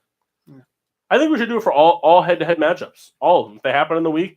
And that's what I'm saying. That's would be great, especially the Phillies and the Mets play. Imagine the Phillies and the Mets play in a 4-game series and you sweep them. Kyle, that's not going to happen. Well, just throw it. No. Just toss it to them. do it. If Rebecca's shit wasn't there, that would have been a clean catch. Then also, another question. Mm-hmm. We should all take a shot of silence. James Harden lost his 30-point streak He did. He only scored 28 tonight. against the Hawks. Wow. Yeah. So, shot of silence? What did it finish at? 35? Yeah. So, I want to take a shot. Mock. You double down. We'll finish off with Mock. He'll give him a chance to recover. Oh, that is just I'll awful. cover your shit. He doesn't have to drive home, so. That's true. That is No not excuse. great. I have to drive a short distance. No, that doesn't count. You can walk there. No, it's too cold for Yeah, that. it's windy. Horse and buggy. Wish that'd be nice. I was like, that's ill-advised. Just who wouldn't have caught it. That Nash, guy. did you have any more questions? Anybody have any questions about the NHL? The trade deadline stuff? I mean, I'm obviously this is the first time we've. I'm grateful that Paul covered it because I mean, so much stuff happened, Yeah. and we are just So much of bullshit if we didn't cover it. And I'm just saying we I are would have so boycotted this station. ill-prepared. Not the station. That's not fair. Just show, mixtape. though. Just mixtape Saturday. I would have boycotted it. All right, so you Sorry, said that Manny. yes, it does affect your view of who's in the finals. Yeah, I think Nashville's in the finals now. Okay. Who's on the other side? Oh, Tampa Bay was never not in the finals. Okay. this is Tampa Bay's Stanley Cup to win, Okay. and they're gonna lose it. That's the thing. They got Stamkos. They're gonna Stamkos. They're gonna lose it. We beat them last night. Stimcoast. Nope. We beat them Nope. 6-4 last There's an night. A in there. They're gonna lose. I just know it. The Flyers won last night, 6-4. Pretty bummed though, man. Like that's what I'm saying. Like hockey, like if you guys could like do research on it, it's just like hockey is so much more of a family sport than any of the other four major sports. I mean, they played the Stadium Series. I don't know what that means. Play outside. Okay. So they played the Phillies, the Flyers, and the Penguins played at Lincoln Financial Field, the home of the Eagles. They play outside. Yeah. And they were going to give Claude Giroux, was going to get like the game puck or whatever they do. Everyone has different things. And then Claude Giroux decided that he was going to give it to Voracek because Voracek set up the game-winning goal or whatever happened or whatever. And Voracek just is like, we got a lot of shit going on right now, and we're not sure what's going to happen. This belongs to Wayne Simmons. That's kind of cool. And you see like Lundqvist getting choked up about Zuccarello being gone. He got choked up again today after Hayes was gone. Like, it's just family, man. Yeah. It's family. Hockey's family. Again, And on top of it, too, NHL on Sirius, NHL Network, the best sports. People were getting traded. They had him, like, Hayes got traded. Not even 90 seconds after he was traded, they had him on air to talk about the trade. that's impressive. Like, the NFL trade, they have, like, Pete Carroll on every week. Because they just know that it'll come on. But, like, if someone got traded, like when the KJ Wright shit was happening or whatever, traded, injuries, PEDs, whatever you want to call it. No big deals or whatever. But they're like, oh, you just got traded?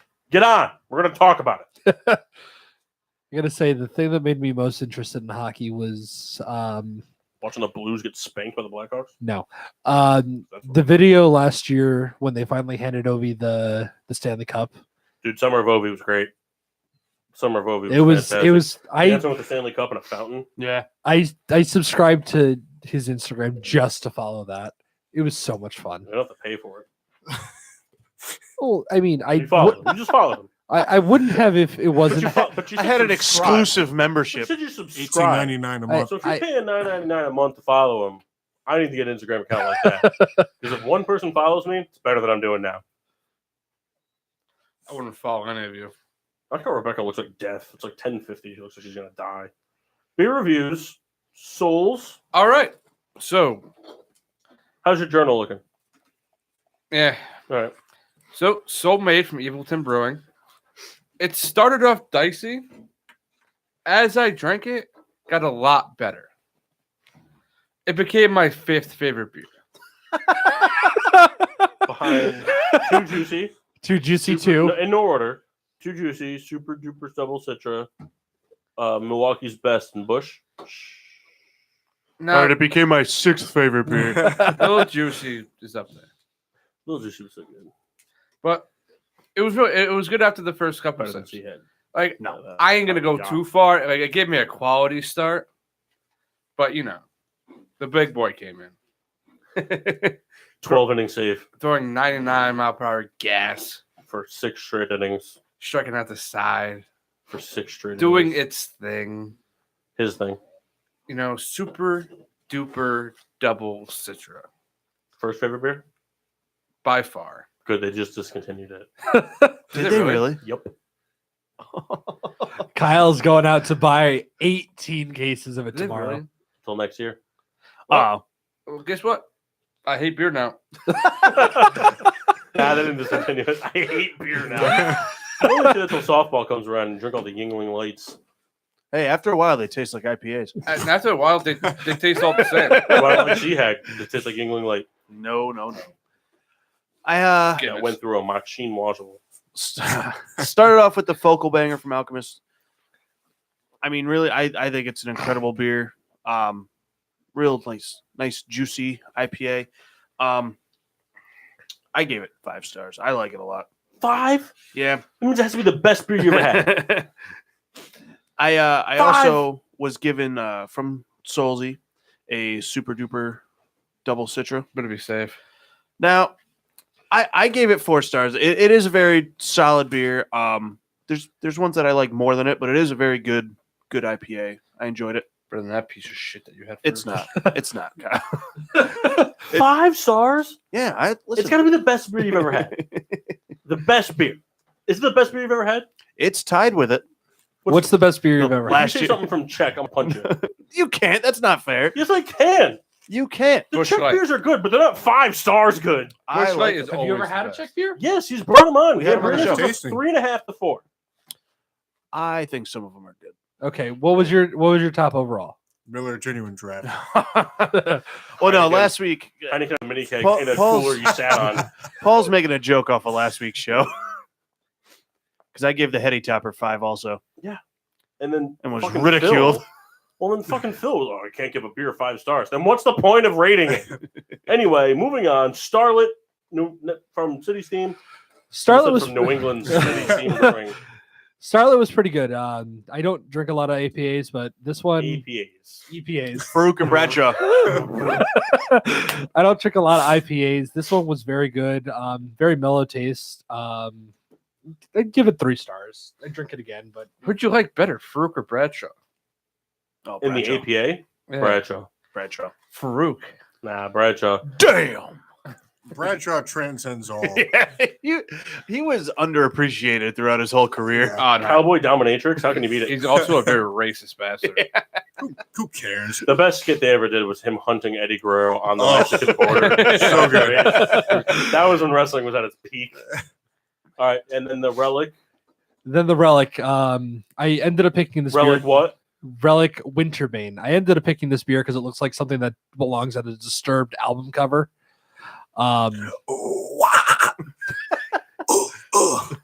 This got You know 5 what? stars. Wasn't too terrible. 5 stars? This got 5 stars. This is, I can say that because I haven't drank a lot of beer aside from the shitty stuff. All right. Remember that time that we went to 9 Packer stores looking for Leinenkugel summer wheat bread? Yes. Right online. This is the same guy getting 5 stars to a beer right now.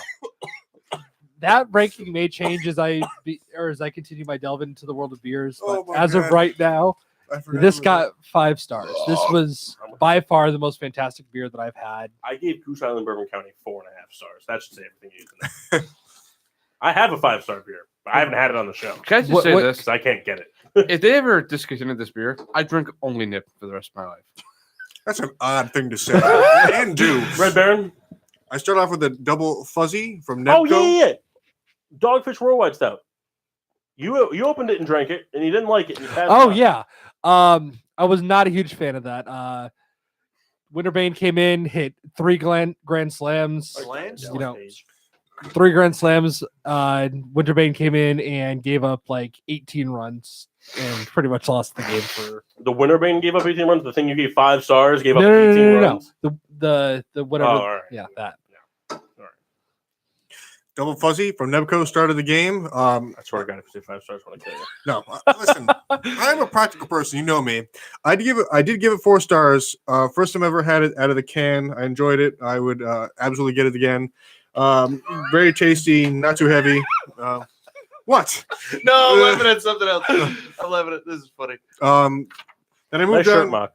and Thank I played cleanup for the mass there. I also had the oak aged worldwide stout of vanilla. I missed that part from Dogfish. It was okay. It was tasty, kind of boozy. I felt 0 stars. I gave it 2 stars. You know, the thing is, I put would enjoy for breakfast, which is true. You can no longer call yourself a stout drinker. So let me put it this way: I wouldn't have a bunch of them. I would probably have this one, and that's it. The person who I had to convince to not buy a handle of grain alcohol, said that was too boozy. Well, I guess as far as, I don't know, maybe perhaps I don't like the vanilla aspect that much. You like the vanilla coffee porter from Timber Island? I saw it. It's Way more vanilla-y. I don't know. Anyway, I don't even know if I looked at. And I lost the game with a Genesee cream ale. We were holding the game, and then we blew it at the end. Genesee is awful in all aspects. Why did you drink Genesee it? Ice. It's all bad. I got the Genesee because we had it. This was Mark brought this like 3 weeks ago, and still hasn't drank it. Forgot about it. So I Is just this took the it. one that you really didn't like? The Genesee, it's just, in my opinion, it's not good. But if I lived in New York, if I lived in upstate New York, like if I lived in Utica, for example, which is an upstate. What about Hancock? You only said Utica because it's on The Office. Yep. No, I What about Poughkeepsie? Very familiar with Utica. Poughkeepsie as well. What I would about drink Hancock? Genesee. If I Town, lived in everybody Hancock, promised I would to. drink Pennsylvania beer. That's how much I dislike Genesee. That's a wrap. All right. Riddler. I had 3 beers. The first beer I had was Stunner for the Win, a New England IPA from Beard Brewing. Give it 3.5. I gave it 5. I did. I gave it 3.5. I actually liked it. I mean, I didn't mind it either. it's an IPA's drinker's IPA. It was very hazy, very bitter, a lot of hops. If you're an IPA drinker, that's like an IPA beer. I mean, I like the staple IPA kind of things. Like I don't like all this like fruity grapefruit shit. What are you talking about? Like Little Juicy. Nah, I'm just kidding. I like Little Juicy. Fuck That beer can Little go Juicy. fuck itself. I would give that beer a -0.5 star. No, I'm just kidding. I'm just kidding, Kyle. We were about to throw down. No, we won't. I'd watch. You don't have a ride home if we throw it out. Golden color, citrusy and skunky in the aroma, hazy, bitter, and citrus in the taste. I like it. True IPA flavors, 3.5 stars. Sure, I'd get it again. Second, flip through my pictures, my labels. A lot of extra pages here. Second, I had the Dogs versus Shinobi from Beard, also a collaboration with Pipeworks. Give it a 2.5. 6.5% alcohol, straw color with golden colors as well, citrus and yeasty. Flavor was citrus and floral, very serviceable. I could enjoy as a one-time beer or crush a 4-pack.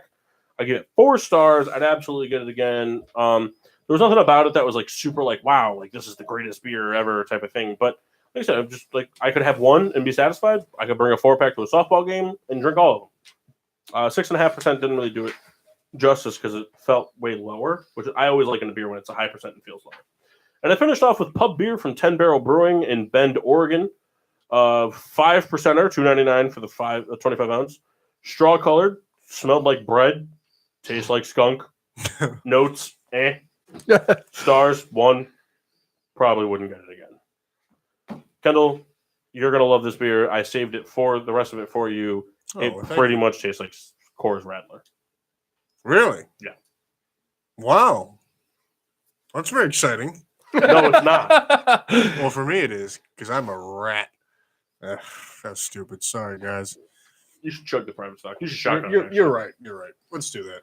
Where can they find us, Machine? Be sure to find us on Facebook and Instagram at Getting Sports with Drunk. Twitter is GSWD_4. Make sure to use the hashtag GSWD for all your daily uses, whether it's drinking the discontinued Super Duper Double Citra or just like shitting all over one of the best stouts Dogfish has ever produced. Be sure to follow us and subscribe on Podbean, iTunes, Google Play, iHeartRadio, and Spotify. Where you find podcasts and internet radio shows, you find us. We are on the PPRN Radio Network every Monday night from 8 to 11. Ish. Yeah, ish. Be sure to check out the Peter Pino Show every Tuesday and Wednesday from 7:30 to 10:30. Ish. Tuesday nights has me and Kendall on there. Yeah. Mixtape Saturdays. A lot of good stuff on PPRN. Kendall Download and it. I. Fuck you, Kyle. Download the app. It's proper grammar. Check it out. You got schooled in grammar by Kyle. How does that make you feel? Like drinking more private stock. I have better grades than 2 people here. Who are the 2 Rebecca people? and me. Nope. Kendall and me. Better grades than yourself? Kendall and I, That's you dick. Yeah, but it's not the same effect when you correct souls. I know. I live my life, son. I don't even know what you were referencing. What better grades than what? We both just sucked at school. Oh, I understand. Actually, Kyle, you and I are more the same than you think. More the same. All right. Well, on this edition of Getting Fucked with Grammar, make sure to tune in to Quick. around the horn. All right. Nothing like cutting off Paul there. Make sure to tune, like as Mock said, make sure to tune into all the PPRN Radio Network programs.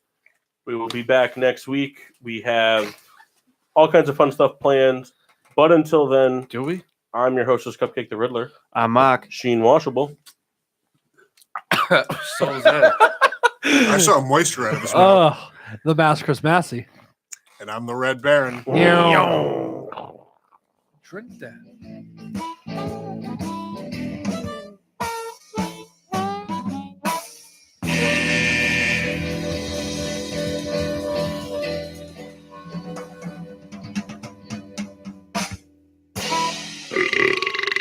Yeah.